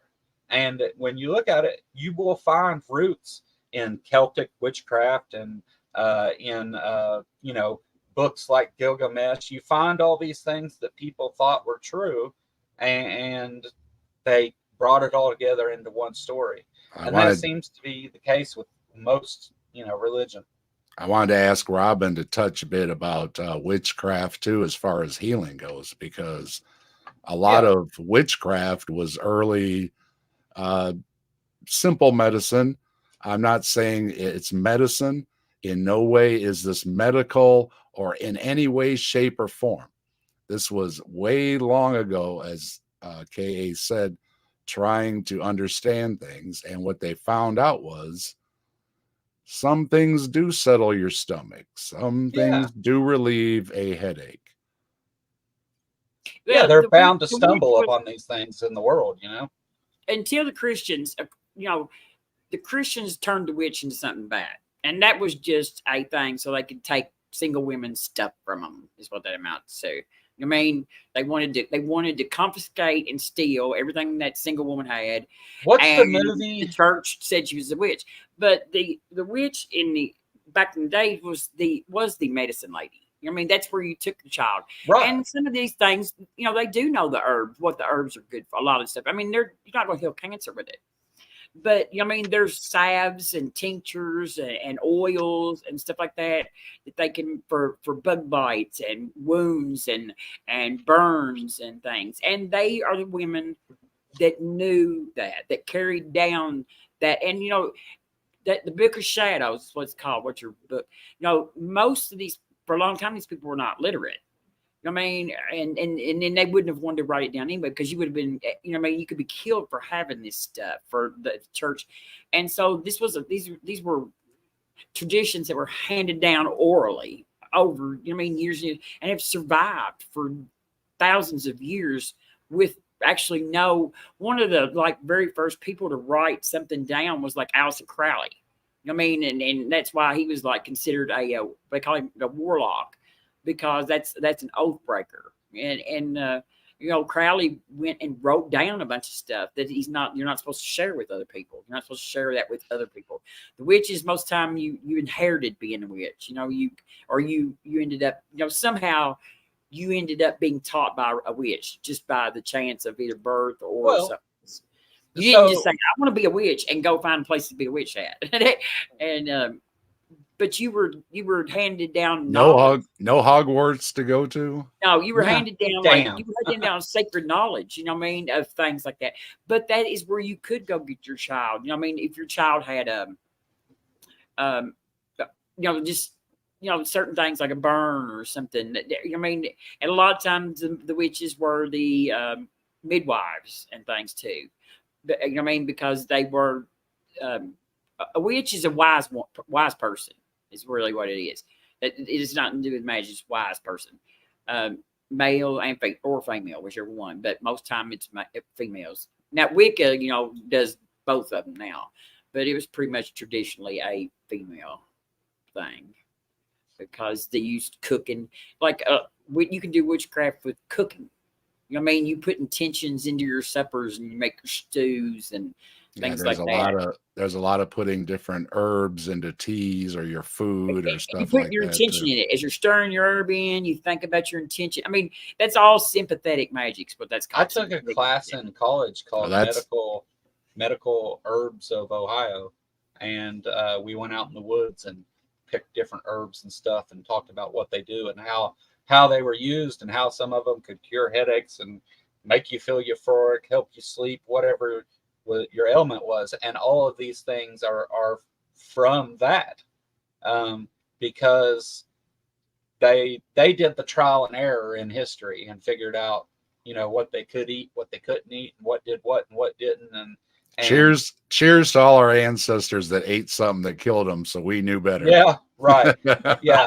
So you know the Hebrew temple, like the early on in the Jerusalem temple, right?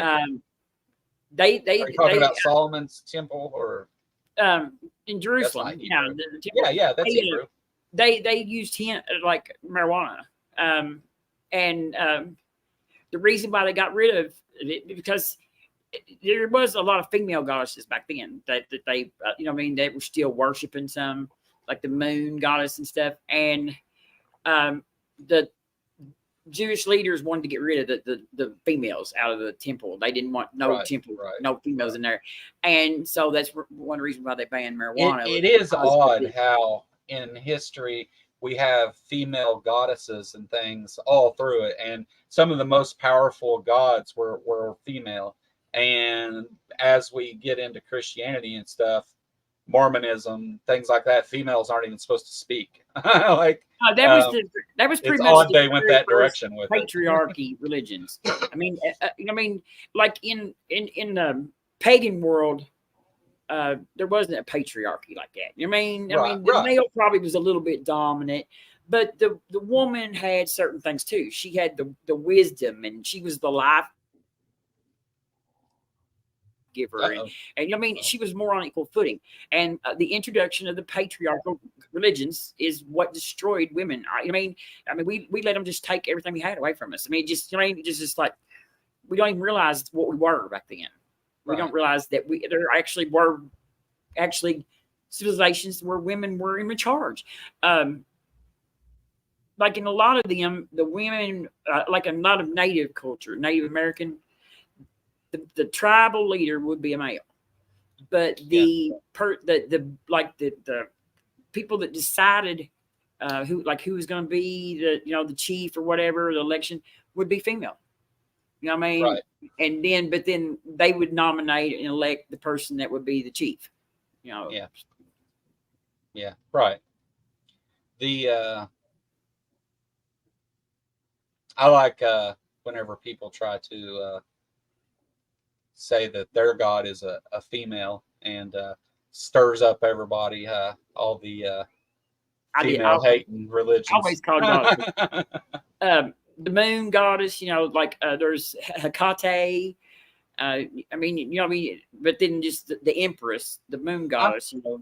I'm actually surprised the Bible isn't more racist than it is. But it definitely focuses on singling out women and oppressing women. For sure. Sexist? Yeah. Well, I mean, it's like keep the young virgins for yourself, and women are not. I mean, women were property. How much lower can you? And they still are and over there. And I mean, they still wearing bags on their heads. And that is very clear. That is very clear. The Bible's not really clear on a lot of things, but some things it says specifically, women are property that can be bought and sold. Yes. That's why a lot of witches worship. What was Adam's first wife supposed to be? Lilith. Lilith is the one of the goddesses, the most popular goddesses too. Yeah, because we're like giving Adam the finger. Some say she was turned into a black cat. I've stumbled across that when I did my black cat video. She's sort of the moon, like moon. The black cat. Oh, I did a black cat video. I didn't know that. I thought that Bass was the black cat. Based. Yeah. Well, there's a lot of stories, but one of them that I'm pretty sure was Lilith, that she was punished by being turned into a cat. Yeah, I think that's correct. She wouldn't submit to Adam. She said, "I'd still rather be a cat than be with Adam." Lilith wouldn't submit. The joke is always Lilith wanted to be on top. Or maybe she didn't want to mess with her sons. Maybe she might have sex with her cat. She's a symbol of for powerful or empowering women. A lot of the women liked it because Lilith stood up to Yahweh and Adam and said, "Oh heck no." Yeah. Yeah. It's and just like that, even with Christianity, witchcraft is woven in all the way back to the very beginning, even. And one of the first things I mentioned, of course, it says all witches shall die, but that's not set for a witch to live. Right. Yeah. Which was all just steal the woman's stuff. That's all that amounted to. The church just confiscated every single woman. They would have her accused of witchcraft, and they took. They took her lot of property away from her, and the church inherited it because they were. That's how they got their gold floors and shit in the Vatican, is from stealing off of everybody. Right. Yeah. Witches were somebody else to blame. Again, if your child unexpectedly, got some illness and passed away, it, Well, that was the it people. wasn't a normal thing, you know, so it had to Well- be you know, a witch putting a spell on or something, or a demon, or a monster. All the different monster stories of stealing the breath away. You know, a lot of these things stem back to they just couldn't explain why this person was fine, and then It they had to be just died. scary. It had to Yeah. be scary. You know, I mean, we take for granted now how much knowledge we have, and Oh, what definitely. it would have been like to not know. I mean, just imagine back before we even developed language and stuff, what it was like to be sitting out there and, you know what I mean, and just not knowing what, you know what I mean. Just, Newton said he stood on the shoulders of giants, and I think that's a perfect explanation for the information from history to modern times. We've stood on the shoulders of others who have discovered things to then add to that, and it's really our ability to keep track of those things that we've learned that has led us to where we are now. So yeah, definitely the way yeah, because information is so readily available today is a big part of who we all are, and we couldn't imagine a time, even though we lived it as children, that we didn't have those things. yes, but I really believe that, like, there was a time, you know, back when civilization was pretty advanced technology wise, before, I mean, before Christianity. You know, we found out a whole lot of stuff that the Romans and Greeks knew is technology wise that we didn't even know they knew. You know what I mean? Oh, It right. was like they had some very, and we lost all ancient the Cathera knowledge. All that mechanism. knowledge was destroyed by the Yeah. Christians in the dark, you know, when the dark Oh, ages. right. Right. And They so- destroyed every trace of whole And you got civilizations to build their empire on the bones of others. because don't think they wouldn't do it again. I mean, Oh, really, I definitely. really think they would. I mean, If- I really, and it's not that far fetched that if they gotten enough power that they could take Let me away ask the you, internet. They could Speaker take away Speaker of the House is a Christian nationalist. Yes, I'm getting ready to do a God's video rule. on him. Wants God's rule. Oh man, mass shootings are blamed on no fault divorces My next video will be on teaching my evolution. Yep, and and teaching teaching evolution. evolution. He Man, was I'm Ken thinking- Ham's attorney. He was Ken Ham's attorney. Yeah, I was like, He's oh Donald no, Trump's attorney. Ken Ham's attorney is Speaker of the House. I'm just Yeah, Hey, right. I'm crestfallen. Right. they are going to find the grossest person in their He is run. terrible. He is so Yeah, I mean, terrible. like- Oh man. It was like, can you get any worse than Kevin McCarthy? Yes, hold my beer. Hold my Kool-Aid. That's what they say. Hold my Kool-Aid. Yeah. Let me show you what I can do. We Yeah, I got to quit I asking actually think people, that- how stupid can you be? They're taking it as a challenge. I actually am kind of thinking maybe the Democrats should have helped keep McCarthy in office. I mean, I know they were like making a In point, comparison, and they were standing up. They were standing up for a principle. Well, But, I think I think they Kevin wanted McCarthy to. was.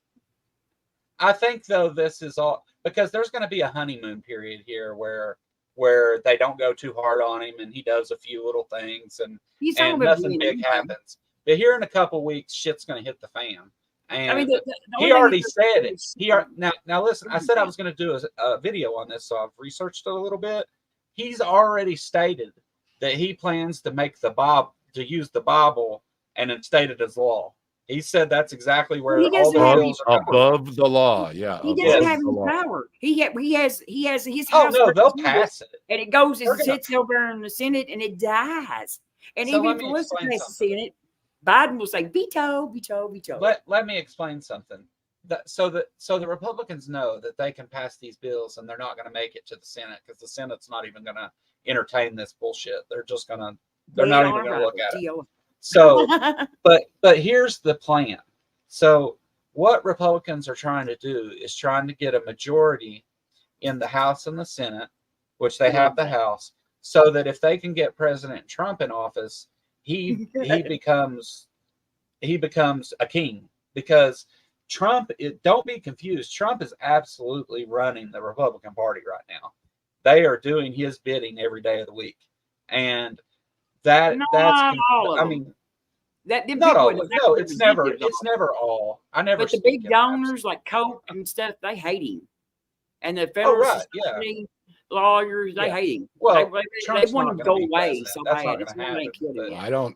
I don't see where he's gained any voters since the last time. no, No, So if he it's a hasn't. repeat They're of just sort of last time, he's not going to do better. He's going to do worse. No. yeah, he's. I don't think he's even going to run. They're not going to put him on the ballot. In a I think lot their of plan states. is I'm stupid positive because of I it. think that they are crazy, and I think they don't realize that how many people know they're crazy. And I think that when the new next election, they're going to get their ass handed to them, and they're going to get spanked for the way they acted. One of the Republicans at the convention got up there and said, he can't win. We know he can't win. It's already proven he It's can't not just win. him though; they all deserve to get And spanked. they booed him off the stage. So Yeah, but he's going to say he the didn't further win extreme they go, because the of this more they're conspiracy. out. Yeah, and then Gen Z hates them because they won't address climate change. They won't do that about mass shootings. I mean, Gen Z hates them. Just hates them, and they don't want abortion. That's your Speaker of the House. He's a young Earth creationist, and I know. he believes that we should burn up all them fossil fuels because God gave them to us to use up. Yeah, but he's not going to. He can think all he wants. He's gone. I mean, I really predict they're going to get such a whopping. And they've done it to themselves, and they deserve it. It's like, what was it? Charlie Sykes said they just pissed all in their bed. Let me state something here. And then they said, we can't sleep in that. You know what I mean? And, yeah, you're going to sleep in it, buddy. Let me state something here. They just made one of Ken Ham's AIG's sidekicks, young Earth creationist, Republican. They just made him third in line for the presidency. Well, I mean, that's what this means. Yeah, so that's true. It's not just that he's, one of these crazy MAGA people that's for Trump and all this. It's not just that. They've actually promoted him to a position of power. And this is a serious thing. I mean, like, even though they're not going to accomplish nothing and they're just going to make fools of themselves all over the TV once again, probably even worse, I imagine. You heard what Trump said. If reelected, he's going to pass immigration laws to keep people out that don't share our religion. It's not going to be really. Yeah. That's who he's talking to. The Federalist Society that gave him all. Federalist Society is pretty much the guiding people of this anyway. You know what I mean? Lewis Powell back in the started his day. I mean, the Federalist Society. If there's a shadow government, it's them. Yes, exactly. And they are ready. I mean, they want him out. I mean, he is the monster that they all created. Mitch McConnell. I mean, Mitch is my senator. I sent Mitch a letter. I'm like, you created this Frankenstein, and now you can't do anything with him. You know what I mean? They turned on him for him. So, yes, I'm expecting a rout, just a thorough spanking for them, and maybe they'll rethink their crazy shit. You know what I mean? That's what they need. Well, that's how. So that's how you do. I mean, this is the same approach that creators use towards atheist activism. I mean, we expose these things and show how silly and absurd they are, and point out the corruption that takes place in the name of these things. And hopefully people see that and don't want any part of it. And politics has 100% adopted the techniques of religion for getting people. And, exposing the harm and the absurdity of the things that take place is how you get the word to people to not support these things and to see what's really going on. Because most people don't watch C-SPAN. They don't know who Jared Moskowitz is, or they have no idea why it even matters who Speaker of the House is. But, so by getting this information out there and doing what you can to spread it, I mean, I've got 4 people watching. Maybe one of those 4 people will take something we said, say it to someone else, and it'll make someone realize something they didn't before. And so that's how you fight these things peacefully. Is by exposing them. Yes, Moskowitz, when he did his little skit about the gas stove. That was the funniest thing I think I've ever seen in my life. Yeah, that was great. I almost laid in the floor. Yeah. Not the Yeah. gas stoves. Oh, they're gonna take away your gas stoves. It's- Oh, no. Make what was it? Make gas stoves great again, or something like. Remember, it's make appliances great again. Make appliances. Yeah, that's great it. again. That's what it Yeah. was. He said he wanted to put a statue of a double burner stove in Statuary Hall. Yes, yeah, made out of titanium or something like that. He said that in a live committee meeting. That was funnier than hell. Yeah, he's awesome. But, yeah, Funny. but you know, so and that's it. Whenever his technique of exposing these things with a little bit of humor and stuff, that gets to people that sometimes raw information doesn't, and that's what it's all about. I mean, tell the truth about things and show what it really is. That transparency that's there is what allows people to know what's really going on, because otherwise they don't do the digging and the research and everything to figure that out. No, they clip, like Fox clips everything, like makes it twist around. Like Moskowitz, so it must be so fun to sit in the House of Representatives and have one the other side sitting there listening to you, and you're just openly mocking them, just trolling them. You know what I mean? Well, he openly admits his whole deal is he wants to embarrass James Comer till he quits. Yeah, he's from Kentucky too. He's an embarrassment to us too. Yeah, how you doing, James? But the word crap. Take Marjorie Taylor Greene for example. Now everybody can say all please these things take her.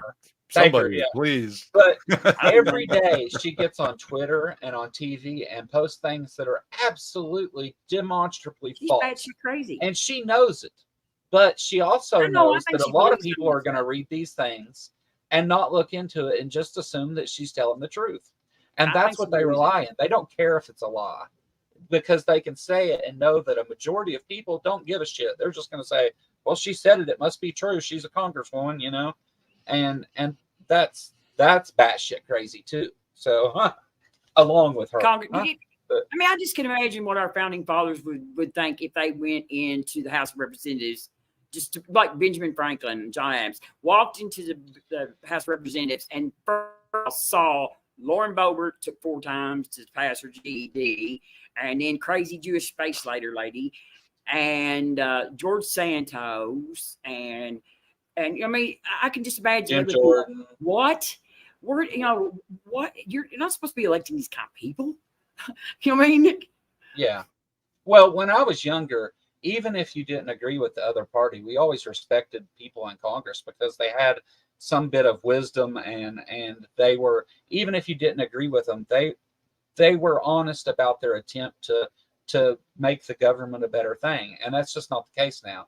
They start campaigning from the second they're elected. Yeah. And that's all they do is, I want to talk shit about the Democrats and trash them, and I want to run for election the whole time I'm elected because all I want is to stay in power. Yeah. And that's all they want.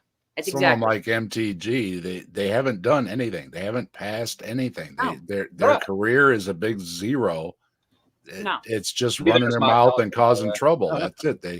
They do nothing for their constituents. Now, what they don't. Yeah, you can disagree on stuff, but do something. Yeah, we are your job.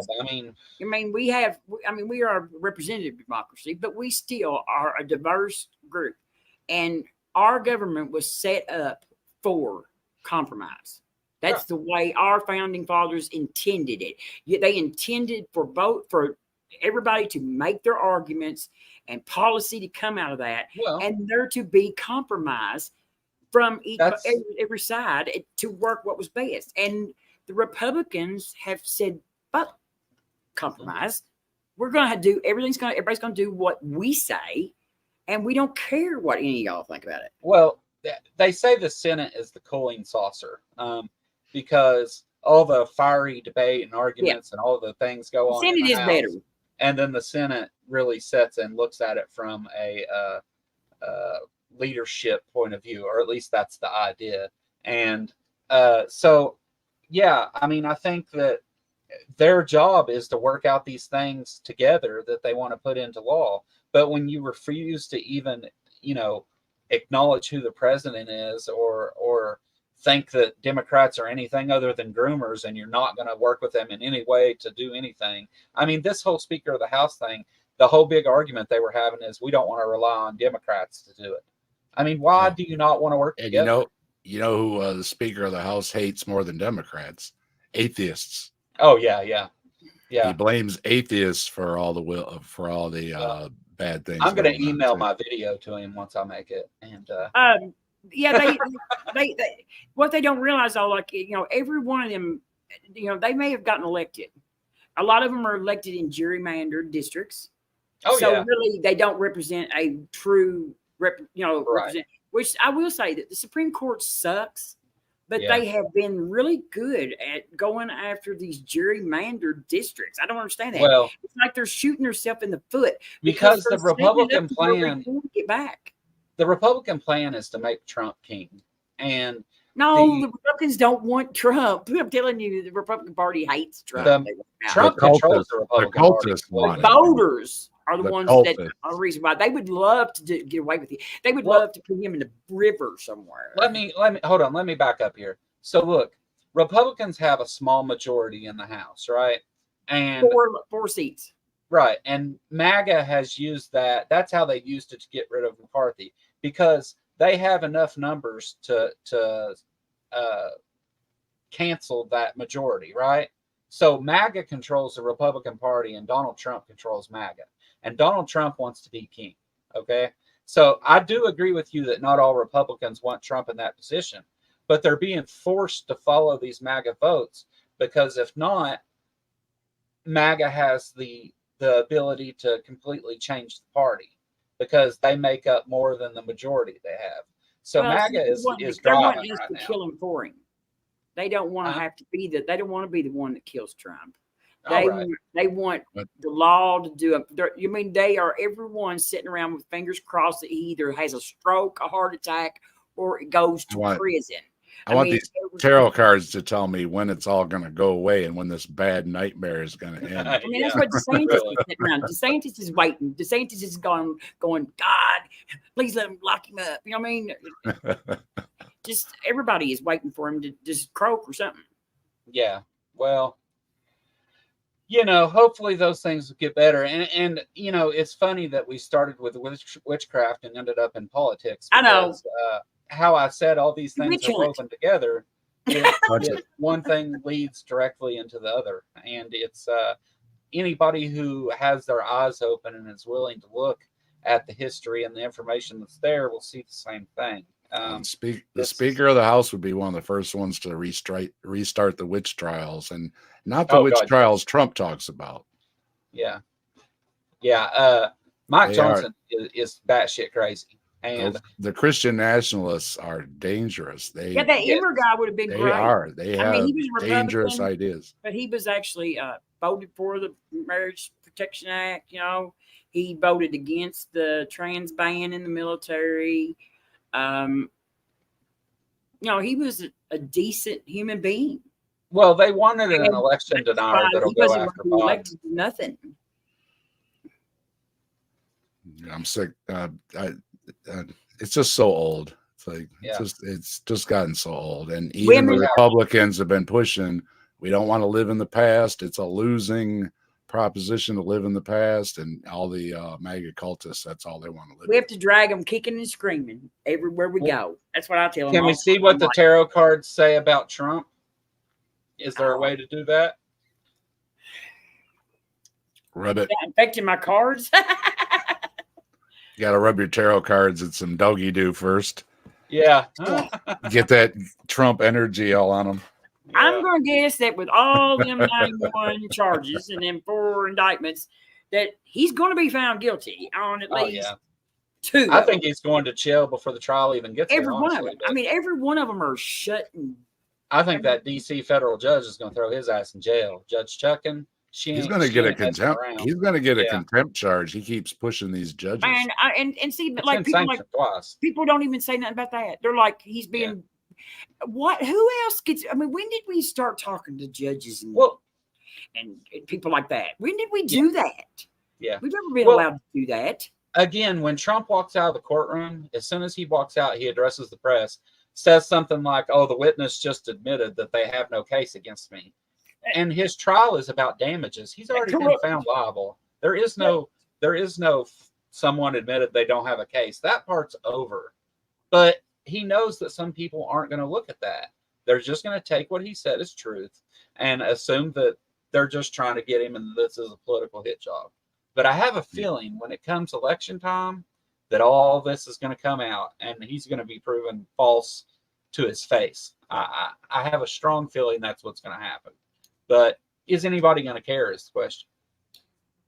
He doesn't have very many voters. I mean, really, he don't. They're just really No, he has a snowball's chance in hell of winning an election. I mean, but women and Gen Z are going to rip GOP this next election. Yeah. First of all, our bodily autonomy rights are on every, like, there's 6 states on this, like right now, that have got ballot stuff on the ballot. You know what I mean? And like Ohio's one. Yep. Ohio has tried to change around everything to try to, you know what I mean? They have pulled every kind of sneaky stunt that they could to try to win this, and they still getting beat in it. And you know what I mean? So women, even Republican women, I mean, like 71% of Americans think that Roe versus Wade should have been left alone. Yeah. And so, you know, they've caught the car now. They're the dog, and then they've caught the car, and they don't know what the hell to do with it. And you know what I mean? And now they don't have nothing else to run on, so that's why they had to start attacking everybody else, like trans people and books and stuff. There has to be a boogeyman. Yes, that's all they have. They have to have something for the voters to do, because if they ever start watching what they're doing, they'll put the new Snow White is the latest target. I see Matt Walsh talking about it, so that's what's stirring in the cesspool. They went from the Little Mermaid to Snow White now. If it's bubbling in the cesspool, Matt Walsh is covering it. So but here let's look at how this. But Matt Walsh and Ben Shapiro, two of the, you know what I mean. I don't know what is that the most manly you got for as commentation. I don't know. They think so. Yeah. They think so. Yeah. So Ben Shapiro went to Home Depot and bought a board. He proved his manlyhood. He bought a board. He bought a Barbie thing. He burnt the whole pit or. I mean, don't forget Greg Locke. Greg Locke is Greg Locke is alpha male. Smashing up. I've got a video of him smashing up a Barbie house. Yeah, smashing a Barbie house. That's what every alpha male does. That was in my last televangelist video. If that don't make you manly, I don't know what do. He's scared. He had a Bible taped to a baseball bat. The witches hate him. The witches hate him. Like, and you know how he kept saying he kept finding all those cards and stuff under there. They keep putting the tarot cards under my wood chips. It was like something of just joy, you know what I mean? To just harass him. That's what every witch, but I mean, all over the world, he is hated by witches. Hated by witches. A circus tent with wood chips on the floor suits Greg Locke's services just about. I mean, I would have went to church. Right. I thought about going to church once just to plant a couple of things around. You know what I mean? He said that one day he said, "I can't take it anymore. I found so much." You know, he had to take it up because he couldn't stand it because he was Greg Locke is a performer. Pentagrams and everything. He freaks about the tarot cards. Always, they have tarot cards.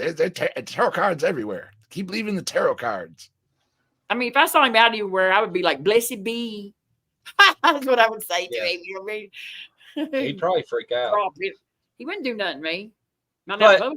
Whenever we're talking, because you know, we went from religion to politics and politics back to Greg Locke, because it's all the same thing. They're counting on just telling people, "Hey, this is what the truth is," and knowing that people will just believe it. Mm-hmm. And you know, education, that's what I blame. Oh, Greg's branching out. Did you see he was hanging out with Benny Hinn? No, but I've got a video I'm working on for him too. He's doing exorcisms now. He wants to do exorcisms and I think I've seen one of those. And all that money making stuff. He tells he tells sees the dollar signs. Autistic kids are demon possessed. You can't beat Catherine Crick. She counts to 3 and it's over, and then she jumps up and down, and no more demons. She gets them out of whole families by counting to 3. I know. I can probably do that too. Yeah, I can make it to 3. And I'm playing with tarot cards, and I can't get a single demon to show up. I'm just so disappointed. Let me tell you. Yeah. Well, you gotta plant your seed. You gotta eat chicken. You need chicken. Some chicken bones.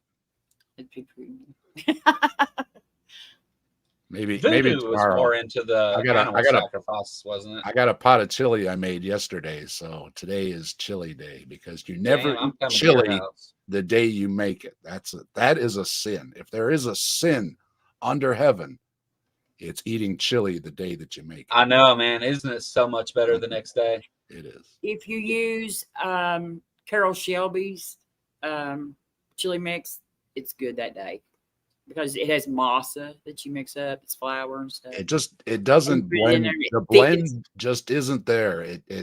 It's got to sit, and it's not just the amount of time cooking. There's something about putting it in the refrigerator. I'm telling you, Carol Shelby figured out how to get around it. I agree completely. I'm with you on that. Well, I saw they had the best chili in America was on one of the cooking shows, and they said, yeah, you never serve chili the day we make it. They're always making chili for the next day, and they said there's something that happens in the walk-in, and I'm like, see, I knew there was all the spices and stuff marry together. And it does. It's a total different blend after it gets cold and then hot again. Yeah. If you eat chili the day you have it, and you have leftovers and eat it the next day, it's always so much better the next day. Always. I mean, unless you screw it up. Try Carol Shelby's. He figured it out.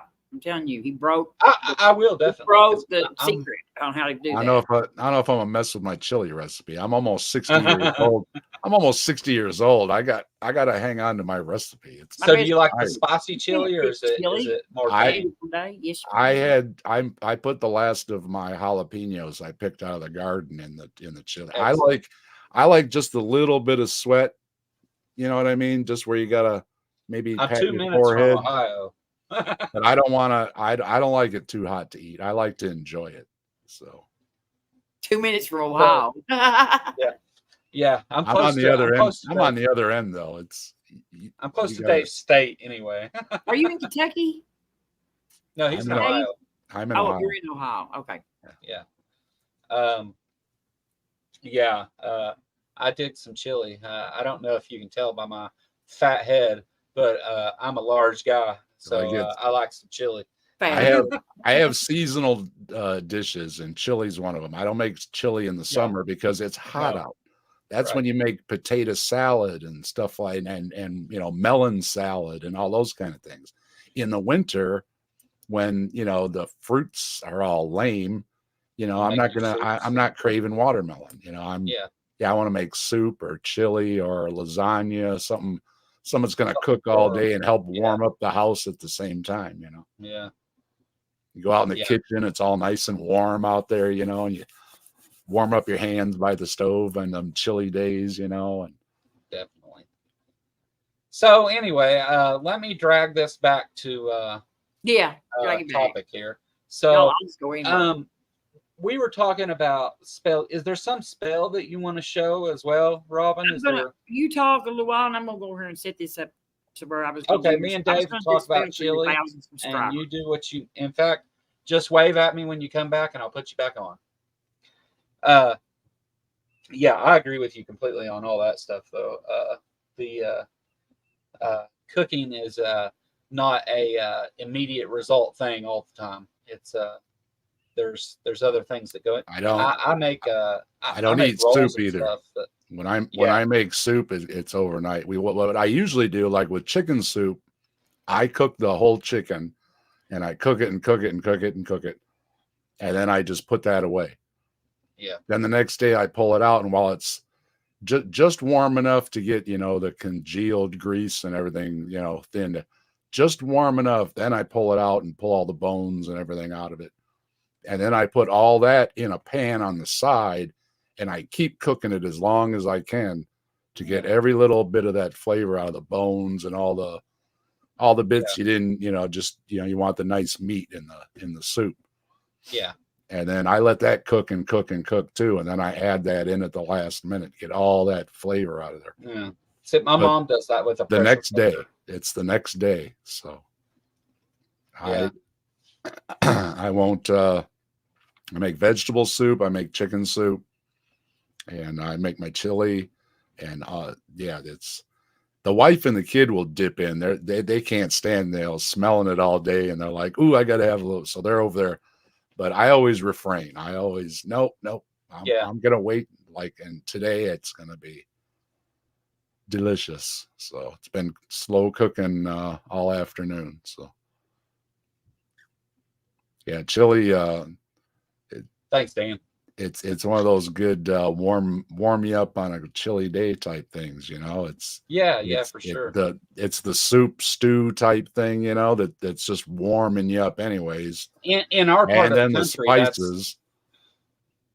That's common. Yeah. Yeah, we're cold up here. All you people that are in the south and stuff. I even like going a little further north. I like things like clam chowder and stuff like that. I like that stuff during the winter too. Just a nice warm bowl of some kind of stew or soup or whatever. Yeah, great for the cold weather that we get. You get it worse than I do, but we get some good ones though. Being on the Ohio River, not so bad the last few years with the climate change here. Yeah, I know. I was talking. I don't think I had my snow shovel out last year. Now I shovel snow for people during the winter. I go to their houses. I want to do it here. Yeah, no. I actually thought about getting no snow. A snow blower, but I go shovel snow, and I think last winter I maybe had 3-4 days I went out and worked. That was it. I think I used my snow thrower twice. I bought it. We were getting a big storm, and I was like, "Oh heck no, am I shoveling all that snow?" So I bought a snow thrower, and I used it for the storm, and it was a good thing because it was all drifting in the driveway, and the end of the driveway was buried, you know. And then that's like 5-6 years ago or something. I think I've used it one other time since. So and I say I don't even think I cleaned off the front steps or anything. We get a couple good storms every year, and then a couple like just an inch or something like that. That's what it's been the last couple years. Last couple years we've had big horrible ice storms that knocked out electricity for weeks and stuff. Lake Erie too hasn't been freezing over like when I was a kid. The guys the Ohio River used to freeze too. Yeah, the guys my dad would work with and that they'd go out after work and they'd drive right out on the lake and drill a hole and start fishing. And it's like I wouldn't drive out on the lake these days. No. If it freezes at all. Yeah. I haven't seen the Ohio River freeze over since I was a kid. And I've seen it a couple times when I was a kid, but it hasn't done it since. And if that's not evidence of warmer winters, I don't know what is. But yeah. Well, my friends in Florida said it was weird in Florida. It didn't rain over the summer in Florida. Oh, wow. They're like, it's like tropical, it almost rains almost every day, at least a little bit. And they says the weirdest thing. It didn't rain for most of the summer. Not counting when they had their little storms, that blew through. Yeah. But just the normal everyday, the joke always is in the tropics, oh, it's raining. Everybody covers everything up. Okay, it's gone now, right? Yeah, right. Then you continue on with your day, Yeah. It was the weird. And then, of course, with the fires in Hawaii, too, they weren't getting rain. That's why it caught on fire. Yeah, right. There's something wrong when Hawaii isn't getting rain. Yeah. And I mean, and it's not really surprising that the climate deniers are also part of those other groups. But same people. Yeah, it's same, the same 20, about 20% of the same ones. The thing that really bothers me about that, though, is that a lot, especially your fundamentalists, think that it doesn't matter what we do or how much we destroy the earth or anything because the world's not going to end until God comes back and does it. And so they could care less about preserving the world that we have. And I think that is just that's really one of the most harmful positions. And one of the reasons I call myself an atheist more than an atheist, because that's your Speaker of the House. Crazy. That's your Speaker of the House. Yeah, exactly. And now we have the third God is in presidency. control of the climate. The climate change stuff is all nonsense. And yeah. these are not the people we need in office. It's No. just not. It's just not. And so I feel like now, because these people are also part of these religious fundamentalist groups, so I feel like now more than ever, it's so important to try and get the information out and talk to as many people as you can about what they think and stuff. It's almost an epistemology approach. Like you need to really get people to think about what they believe and compare that with what the actual facts are. And it's so hard to sometimes, YouTube, being an atheist YouTube creator, sometimes I'm speaking to a echo chamber, because a lot of the people come to watch that agree with me. But we try to reach others. It's not about having subscribers to make money, or have at least the option is there. If a believer wants to check out what the other side is saying, at least it's there. So yeah. And that's like, I don't promote my channel to become famous or get subscribers for that reason. I do it to reach more people so that I can talk to more people and have more opinions and have more feedback.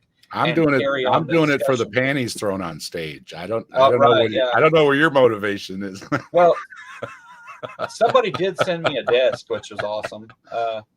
But those things are good. I started my channel because some things, well, for one thing, I like to run my mouth about a lot of things. So my wife was always pushing me to, you need an outlet to vent, Yeah. And so, yeah, some of my videos are things that are my stance on things. And there it is. You want to know what it is? Go watch my video. I'm sick of repeating myself, I don't want to tell the story again, stupid things like, explain all evolution to me in 140 characters. And it's like, go away. Yeah. Just go away. Okay. I can't stand trying to argue with people. Get off my lawn. Okay. See these gray hairs? I ain't got time for it. All right. I went that around and around with people for many years, way back to AOL and the dial-ups and the chat rooms back then. And before that, in the parking lots with the preachers on the flatbeds. I've been there.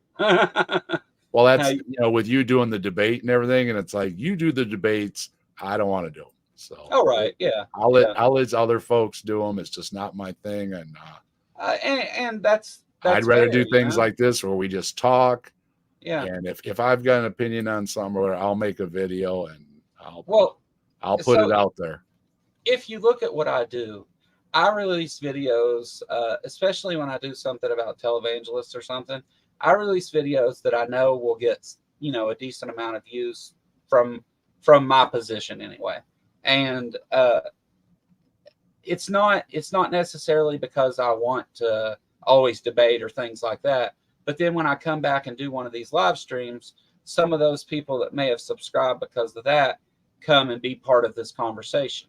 And, and that's how I've met some of the people that come on and talk to me. But it's all in furtherance of a goal,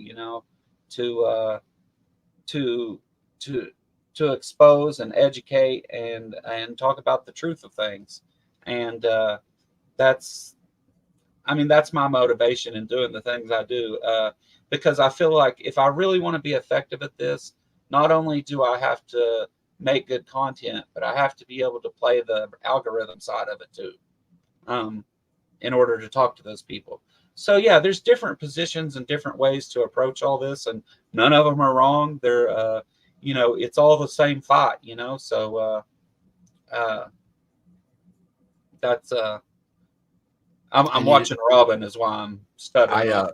I also, I like to, cover stuff like Bigfoot and everything too. You never know what we're going to cover because I got a lot of interests in a lot of things. And if something's interesting to me, I just might do a video about it. So, and if you don't like it, I don't really care. Can you see that? Right, exactly. Yeah, let me, Let me see here. Go if ahead, I pop me backstage because I got to go check my chili. Okay, sounds good. I got to make sure it's not too hot. All right. I'll be right back. Sounds good, buddy. All right, let's see if I can. I'm going to put you on the big screen. I won't be able to talk, but I'll step back in if need to. But I'm going to put you up so everybody can see better what you're doing here. Okay. All right. We're going to do I'm going to cast a little spell to try to get Kentucky Atheist to 1,000 subscribers by the next full moon cycle. I've got everything here. My pentacle, I've got all the elements represented.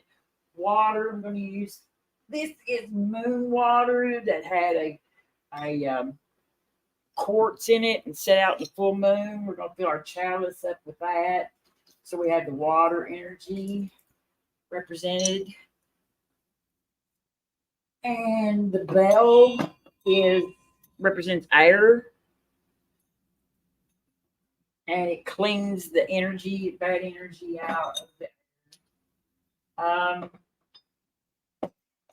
Then I have these elephants, these little elephants. There's a jade one and 2 quartz elephants. Elephants are lucky. They are supposed to bring you luck and prosperity. This represents the earth, which I can burn herbs in that, but I don't have a thing. I've got a key here. Keys unlock. It unlocks luck or unlocks things. So we're going to use that. I brought some road opener oil to put on the candle. This is supposed to clear any blockages out away from letting our spell manifest. I keep some crystals with me all the time. This is turquoise, one of the best crystals ever. And there's some black. There's some good protection. And then I have an orange candle. Green would be, each candle color has sort of an intent. Orange is sort of a good luck, prosperity, and it matches the Halloween decoration. So I'm going to rub a little bit of this oil on there, that road opener oil, so that we can burn that and get that spell out into the universe and get our subscribers. You can even write sometimes if you want to write what you want your spell to be, like subscribers. You can carve it into your candle, and as you burn it, then that intent burns with it too. All right. Now I've got some herbs I was going to use. I was going to grind up here to put in. I'm going to put agrimony.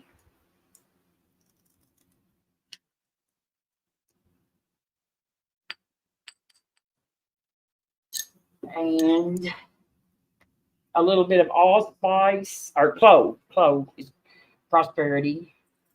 There's a lot. The herbs all have sort of their own intentions of things. And then I have ginger. And ginger actually is used to speed up. It's like adding a booster to your spell. Ginger is. Ginger and there's a couple more herbs that are boosters. So it won't really do anything except it will put the spell in fast mode.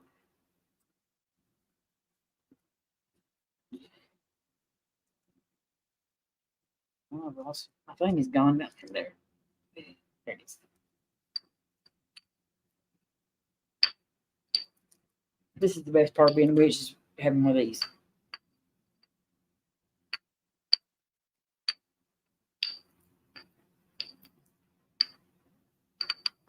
All right. Now I could burn that in my pot, but what I'm going to do with it is I'm going to rub these herbs on the candle. Since I put the oil on there. Put a little more oil on it.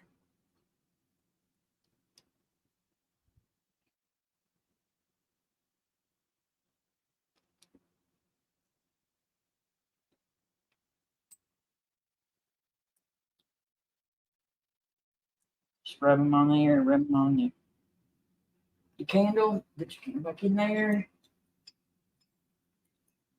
And we're going to light.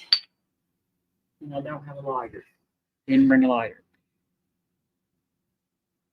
Kentucky Atheist, are you there? Yes. Come back on and say something while I go get a lighter because I forgot. Sounds, I will do.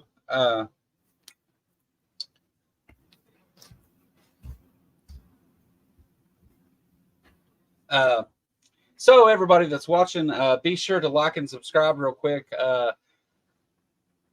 Robin went to grab a lighter to light her candles and stuff. We're doing a spell to try and get 1,000 subscribers. So my part of this is I'm going to make some videos over the next few weeks into the next lunar cycle and see if we can together accomplish this between Robin's spell and my motivating my lazy ass to get up and make a video. We'll see if we can get to 1,000 subs. We set at 551 right now, if I'm not mistaken. Let me no matter what, it's always gonna it definitely will be my spell. Yeah. I'm gonna burn a little incense. I got maybe you'll end up with 1,000 subscribers. This is dragon blood incense too. This is dragon's blood is good for prosperity and protection. And this is the most fun part about the forbidden witchcraft is learning all the correspondence, because you just get to learn all this stuff that you just means nothing actually. So while we're talking here, Robin, Aunt Jer asked, "Is that a pibble behind you?" A what? Pibble, Pibble. Pibble. Yeah, I don't know what it is either. So I don't know what she's talking. What are they talking about? I don't know. Up on the wall, maybe. When they answer here, I will. I'll tell you. Go ahead and continue, and if they explain what they're talking about, I will. Oh, Pitbull. Oh, Pitbull. No, she is a. I see why you did it. Yeah, she's a. Oh my gosh, I can't even think what kind of dog she is right now. She's a very weird dog. She's mutt, but she is a Catahoula leopard dog. Wow. She's like spotted up like a leopard, but she doesn't really look. She's not full stop Catahoula. They are like they're retriever type dogs, hunting dogs. They have like waterproof fur. They have that real thick, fur that, like, if you get her wet, she hates to get wet. She hates it. Really? But she is just a big, fat, lazy baby is what she is. Yeah. Yeah, she would not let me trick her into going up there and putting her in the bedroom when I go. It was like she wasn't having anything of it. And I can't carry her nowhere because she's like just a chunk. Well, I'm gonna step back out and let you do your thing here. I'm done. We've got everything. I've got everything going. I brought all the like I said. I brought all the different correspondence. I mean, the thing about it is the more you correspond all your magic together, the stronger it's supposed to be. So here is my book that I made of correspondence. This is like the biggest binder that you can buy. And it is like, I have everything in here. I mean, everything that you would ever want to know, that from the time, the sign, the planets, the what kind of crystals you use, what kind of candles you use, what color candles you use, what kind of herbs you use. Everything. I mean, this is like incense. This is like I got so into this stuff. It was like obsessive in my mind for so long. And then it's like I learned all this shit for nothing because it's just as fake as the rest of it. But I did enjoy it though. I enjoyed it like, actually. So what do we have? What's the what do we have to do in the spell? Is it done? I know. Yeah. Well, I mean, I'm gonna let that candle burn. That candle needs to burn down. It needs to burn out. And then I usually take my spell, like your trash, like the candle burnings, and if there's any herbs left, everything that you used in the spell that is, I take it and you bury in it most of the time. A lot of people bury them. Oh, okay. And, yeah. But when you I could do an incantation, but I don't have one rolled up for that. But sorry. The intent goes into the candle. Right. Like as I'm rubbing the oil on it and as I'm putting the herbs in there and stuff, that I kind of think about my intention of what I want. Right. So all those actions you're taking them with intent, and that's supposed to put that vibe or that energy into the candle. Into the candle. And then candle magic is a specific. Candle magic is where you don't have to focus your energy to something else. You focus all your energy into the candle, and then when you burn the candle, that's your intent goes out. It's like the candle is a tool for holding your intent until it burns off. Does that make sense? Yeah. Some spells you're supposed to raise the circle, and or the dome and stuff, and you're supposed to build up the energy inside. But the candle, you just kind of hold it and put the intent in it, and you can, like I said, you can carve, messages on it. You rub it down with oils. You roll it in herbs, and you let it burn up. And you light it with intent. Right. And here's my magic wand too. Oh, yeah, cool. I have a couple of these, which I have some wooden ones too, but this is just a I've been looking for somebody with a hazelnut tree, because you're supposed to find a branch from a hazelnut tree to make a wand. Yep. But see, these are selenite wands. You can buy these at the crystal stores, and this is like really good for clearing your crystals and everything too. Plus, so is that just a big chunk of crystal? Yeah, this is selenite. Oh, okay. Yeah, it's I have like a couple of these, and they're good for doing anything. Like, my friend, she went and had her chakras cleaned one time, and that's what they did. They held this thing so far away from her body, and they run one of these over her, all over her body about that far away, and it's supposed to clean all her chakras out. Yeah. And the good thing about selenite is that it actually is like salt. It absorbs the negative energy and filters it and cleans it and puts it back out as good energy. So, hazelnut trees, do those grow in this area of the country, Dave? It says Northern Hemisphere, so. I think wormwood. So they're very widespread. I've got a lot of woods around here. And you're supposed to trim it at sunset or sunrise or something like that. Does it matter which branch? I think it's got to be 19 inches long, I think it said. And you got to ask like if it's the first branch or any of them, or just to be clear, it just said some measurements for the branch. And you must ask permission before you cut the branch. Okay. Yes, tree. Okay. Yeah. Yeah. Don't ever cut anything off the plant without, I'm putting feelers out, trying to find somebody that knows where one's at. So we'll see what happens. But I think there's other trees. Okay. But you can buy them. But you can get you a selenite wand. Yeah. Well, you can buy the branches, but because the selenite wand, I thought that was kind of cheating. But if I can't find one, you can order the branches online. So the selenite wand will clean your cards too. The wood wand is actually for drawing the circle. And like some witches use that in during spells too. They use, instead of like using their finger to draw the circle with, or salt, they'll use the wand, you know, and it's fun to have a magic wand. That's one of the first things in my witchcraft book is you need a wand. So I'm working on it. I'm working on it. Do you have a Wicca book? Is that what it is? It's just a collection of stuff. It's like a general. I didn't get it's a just specific witchcraft in general. Yeah, I didn't get a specific book because I just wanted some to cover, you know, things in general. Who wrote it? Who's the author? Let me see.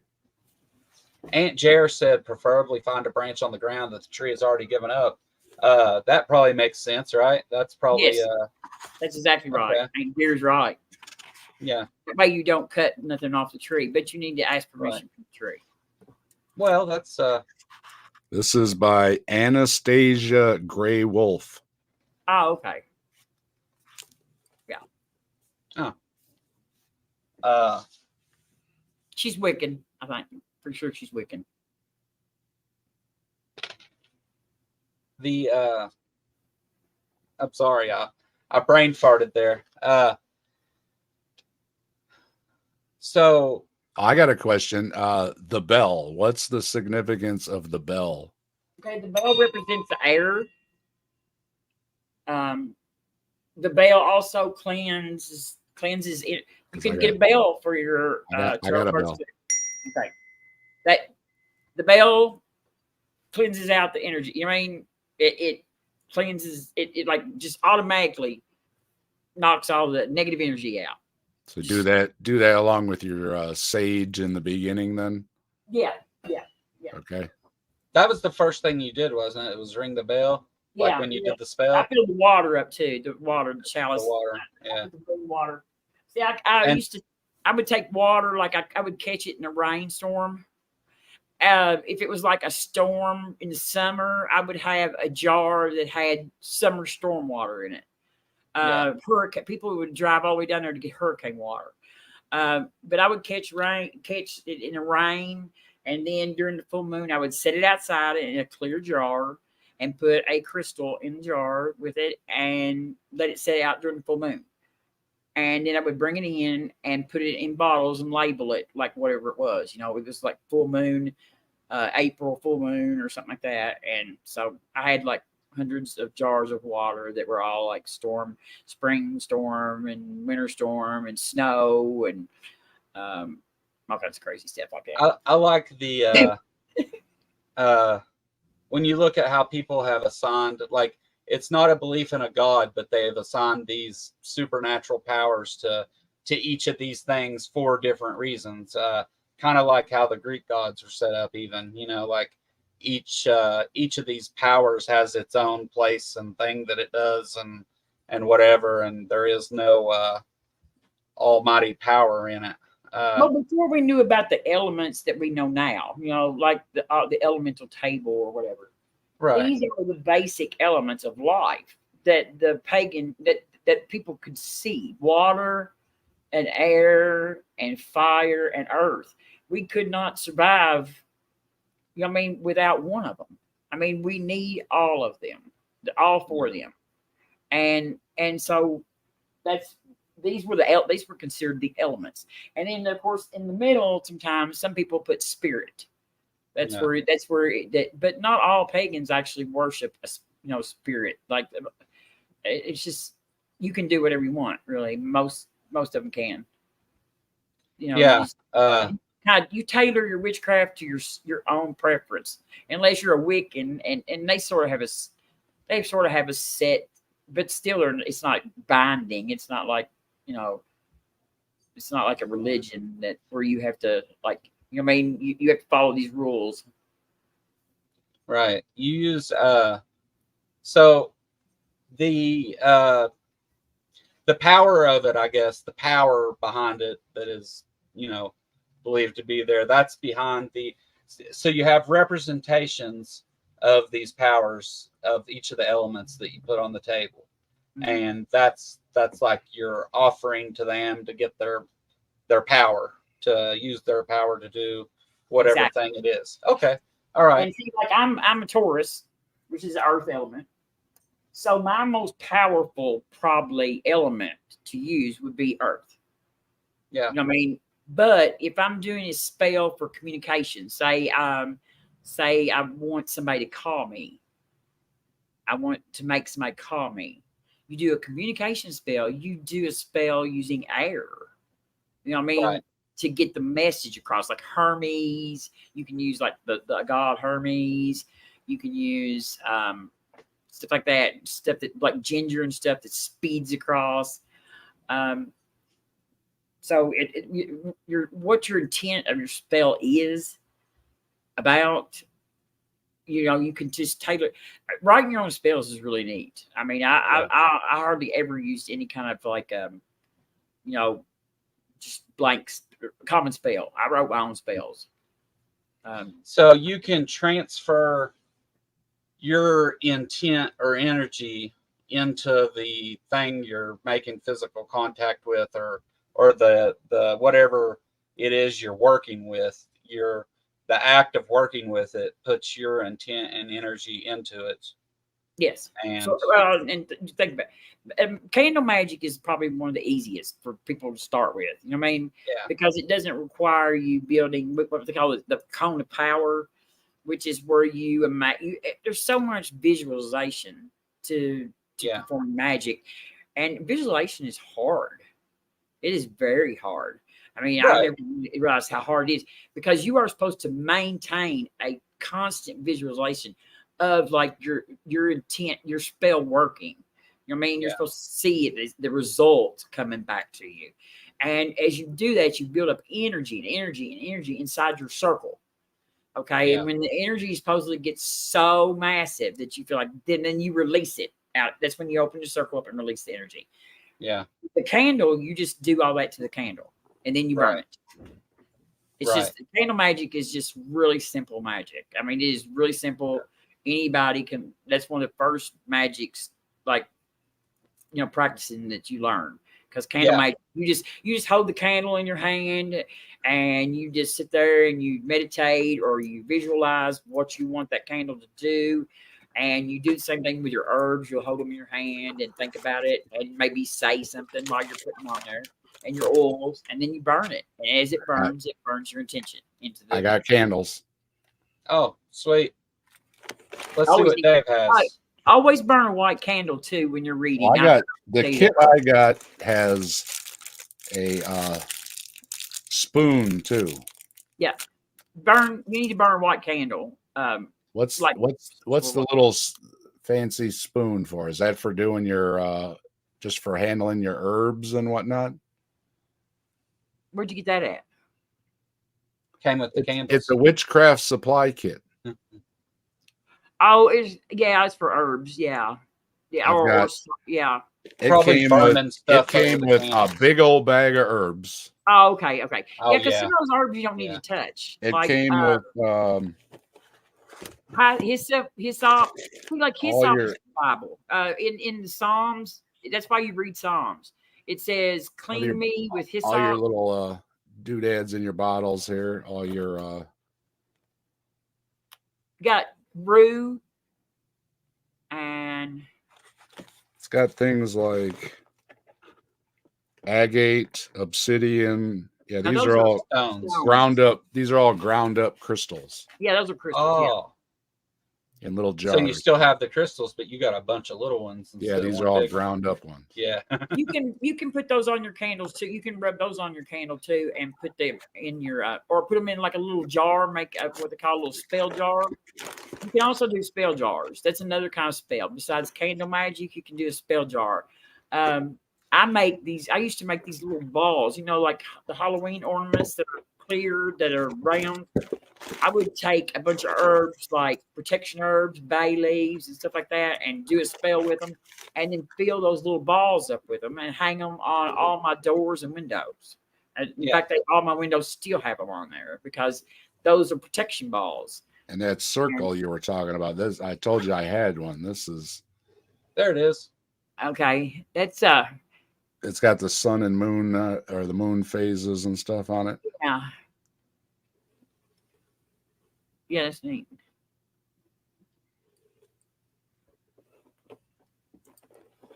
That's all my little doodads I got. I mean, the biggest thing about this is that it's a money making business. You know what I mean? Because when you That's the decide same thing as this, isn't it? when you decide you want to do this, you want the stuff. You know what I mean, you want the herbs, you want the crystals, you want the. I mean, I've probably spent $500, $600 on crystal. I've spent $300, $400 on herbs. I probably sold $2,000 worth of books. This is the witchcraft kit.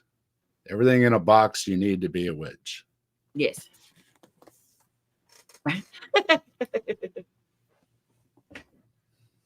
That's neat. That's what I But it got. didn't have a That's wand in pretty it. cool.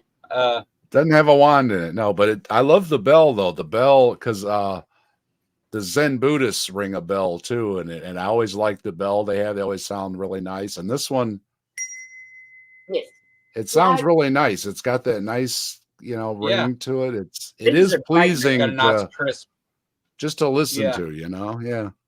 So I I can understand the cleansing thing, because people have used bells for a long time and people like listening to bells. So, if it's, anything like that arouses any kind of feelings or emotions or anything like that, I can see why somebody would ascribe some kind of power to it. Focus. Right. Yeah. It focus. seems to me like what this is you take your intentions and you do these ritual things with intention, and that's the whole thing behind it is it's the person and what they intend to do, and then their reliance on those powers will achieve that for them. Well, but see, witches don't rely on that. Witches pretty much universally believe that you have to do the mundane too. Yeah. I mean, you don't do a spell for a job and then never go out and put an application in. You know what I mean? So, that's not the way magic works. And so what you're doing is you're supplementing your mundane actions with right. intent. But I told you, like, I had the love spell done. Somebody else did the love spell. And I mean, I would have bet you $1,000 that love spell worked, just because of what the words that I heard. You know what I mean? Right. Well, yeah. I told a few people, watch out, because I'll send a love spell your way. See, like a lot of witches won't pass love spells because they're called. They think that they take away the free will. Like if you're trying to coerce somebody into loving you or something like that, come back, that they have to fight against it. Of course, that's So love spells are not every witch will do love spells. Yeah. Well, I like to the hell out of a man. So I like dragging him around like push pull. Never need to stay long. Well, there's and actually this is something that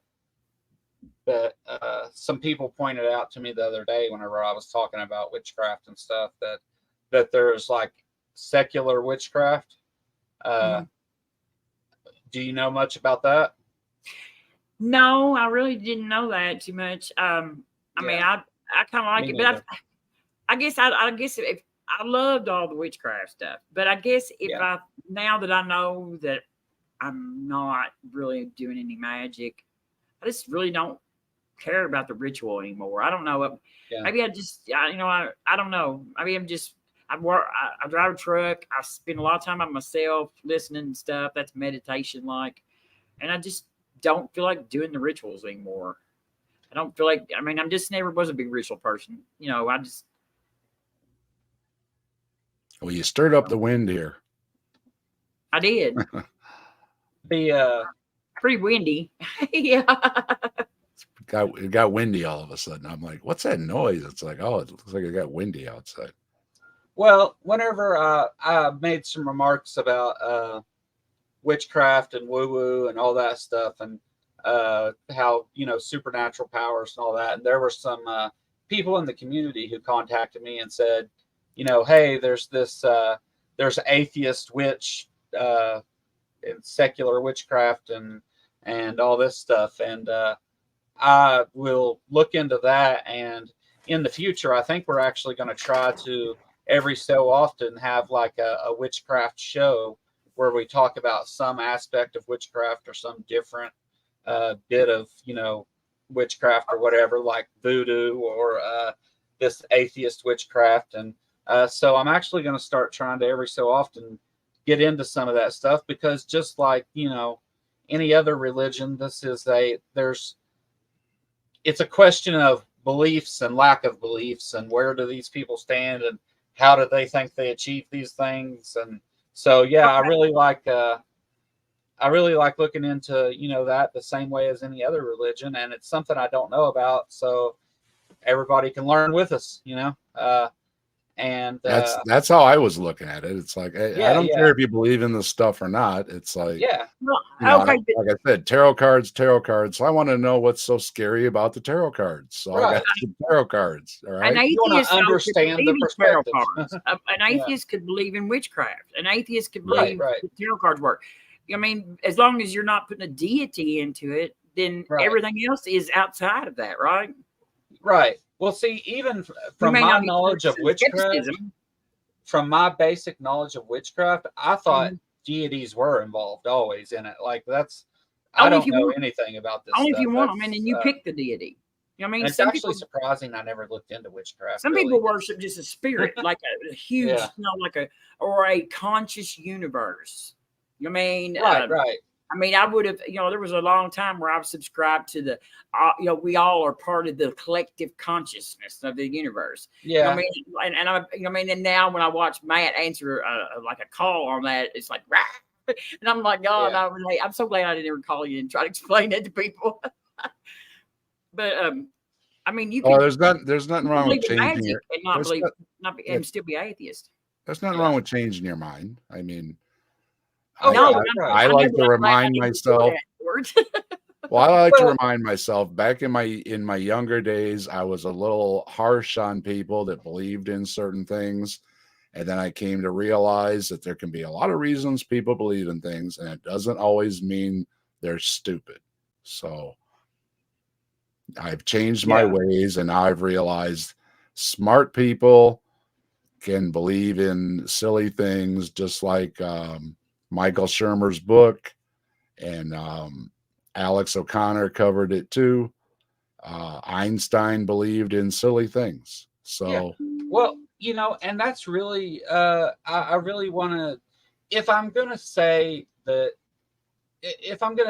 I approach things from a skeptical point of view, then I need to talk to people that know these individual beliefs and assess what I can assess. You know, having more information just gives me, you know, a better reason for my position. And, you know, my kids ask me all the time, why do you watch this show? All you're doing is yelling at the TV. And it's like, because an argument from ignorance is a weak position. That's what. Right. You know, and these things come up, and it's always good to know stuff like this. And, you know, people ask me all the time, do you really believe in Bigfoot? Right. And I'm like, well, I must be fairly objective, because some people think I believe in Bigfoot. So I hope I'm being fair. I mean, my ex-boyfriend believed in Bigfoot, and I never did believe in Bigfoot until him. And he was like older than me and very wise. And I decided that if he believed that there was a Bigfoot, that there was a Bigfoot. I mean, I would have swore up and down that Bigfoot was more real than my mom probably at one time. I mean, everywhere he went, he was looking for a Bigfoot. And so, yeah. And I really don't have any problem with Bigfoot hunters, because you never hear about Bigfoot hunters bothering anybody. So, you know, you want to spend your night in the woods, knock yourselves out. You know, I've got no problem with it. You know, they're not passing laws against people. They're not harming anyone. They're out in the woods looking for Bigfoot. So yeah, maybe they'll find one. We'll see. They're convincing people to believe in stuff that with the bad evidence. That's the bad. Well, thing. Can you hear me? Okay. Yes. Yep. Sorry, I had to the Step away. witchcraft and stuff. I think the witches. I mean, I don't even like to compare them to the religious people. I mean, because they are most of them, almost 100% of them are LGBTQ friendly, supportive. They support human rights, women's rights. They support animal rights. They support. They're a supportive community with each other. That's You know what I mean? that's too humanist for the religion to stand. Well, I mean, They that's are why the sisterhood and the, you know what I mean, or you mean the witches, and they stick together, and I mean they fight amongst themselves sometimes, but there's still there is still so much strength, and they just don't have any. I mean, I don't other than just conning people out of money, I guess. I mean, because I'd say I probably spent $5,000 at least on stuff. You know what I mean? that's probably part of it too. I spent I mean, I spent a couple of quick bucks, and I was like, I got to Yeah. control myself. I'm buying too much witchcraft stuff here. I just see, I'm sort of like a Yeah, that's so neat. obsessive compulsive person. but You know, I like to know stuff. So That's the same. Yeah, that's how I feel about it. I mean, I think it's interesting to understand any reason that people assign to, you know, their life, and makes them, you know, they live their life and every aspect around around this belief or this you know, intuition or whatever. And I think that's really neat to look at. Even among Christians, I like to talk to individual ones and get, you know, what is it that you actually believe, because it's something different for everybody you talk to. And I like to say I don't dismiss things because I haven't looked into them. Right. I dismiss them because I've looked into them. Right, exactly. And you know, as Matt said famously, I want to know as many true things as I can and discard as many false things. You know, that's not quite what he said, but you get it. Yeah, that's what it's about. And if you can walk through walls, or if you can levitate, or if you can tell me what's going to happen tomorrow, that would be neat. That would be really neat. I mean, I want to see you walk through a wall or something. I am not so close-minded that I'm going to say, "Oh no, that's not happening." Oh, exactly. You know, Daniel, I just don't see it happening. I think it's still here, sent me a podcast in Discord last night, and he didn't think I would listen to it, and I said, "No, I'll listen to anything you send me." You know, even though me and him don't always see eye to eye, and I sometimes think he might just be a troll. You know, I still check it out. Sometimes it's hard to tell. It is. Yeah. I still try to at least look at it, you know, and maybe sometimes I'm biased or whatever, but I do assess it. I don't just dismiss anything. And I think that has to be the goal. Guys, I've got to kind of wrap this up here. We're in over 3 hours. It's about chili time. You know, right? Chili 30, right? About chili 30. Candles almost burnt completely out, so the spell is just about done. It's there you go. There it is. So the subscribers should be give it a few days. It'll take probably a couple of weeks before it really gets well. We'll definitely update this and let everybody know how it's going. Of course, you can see yourself, but we'll talk about it again at a later date. I'll help you out where I can. And oh yeah, you're welcome to join anytime. Of course. Well, you said I could repost it on my channel. So yeah. Why don't you say hello to everybody at the captive desk too, and tell them come subscribe to the Kentucky Atheist so we can fulfill this spell. All right, yeah, hopefully that does it. And Robin, thank you so much. I learned a lot. I appreciate your time. It was great. I now have a better understanding of the tarot cards, and I really appreciate it. Oh, I have anytime. Okay, thank you. Yeah, thanks advice. I've got plenty of knowledge on witchcraft, tarot, every other thing. Thank y'all. It's been fun. I got to at least wear my witch hat today and my purple and black pantyhose. So, yeah.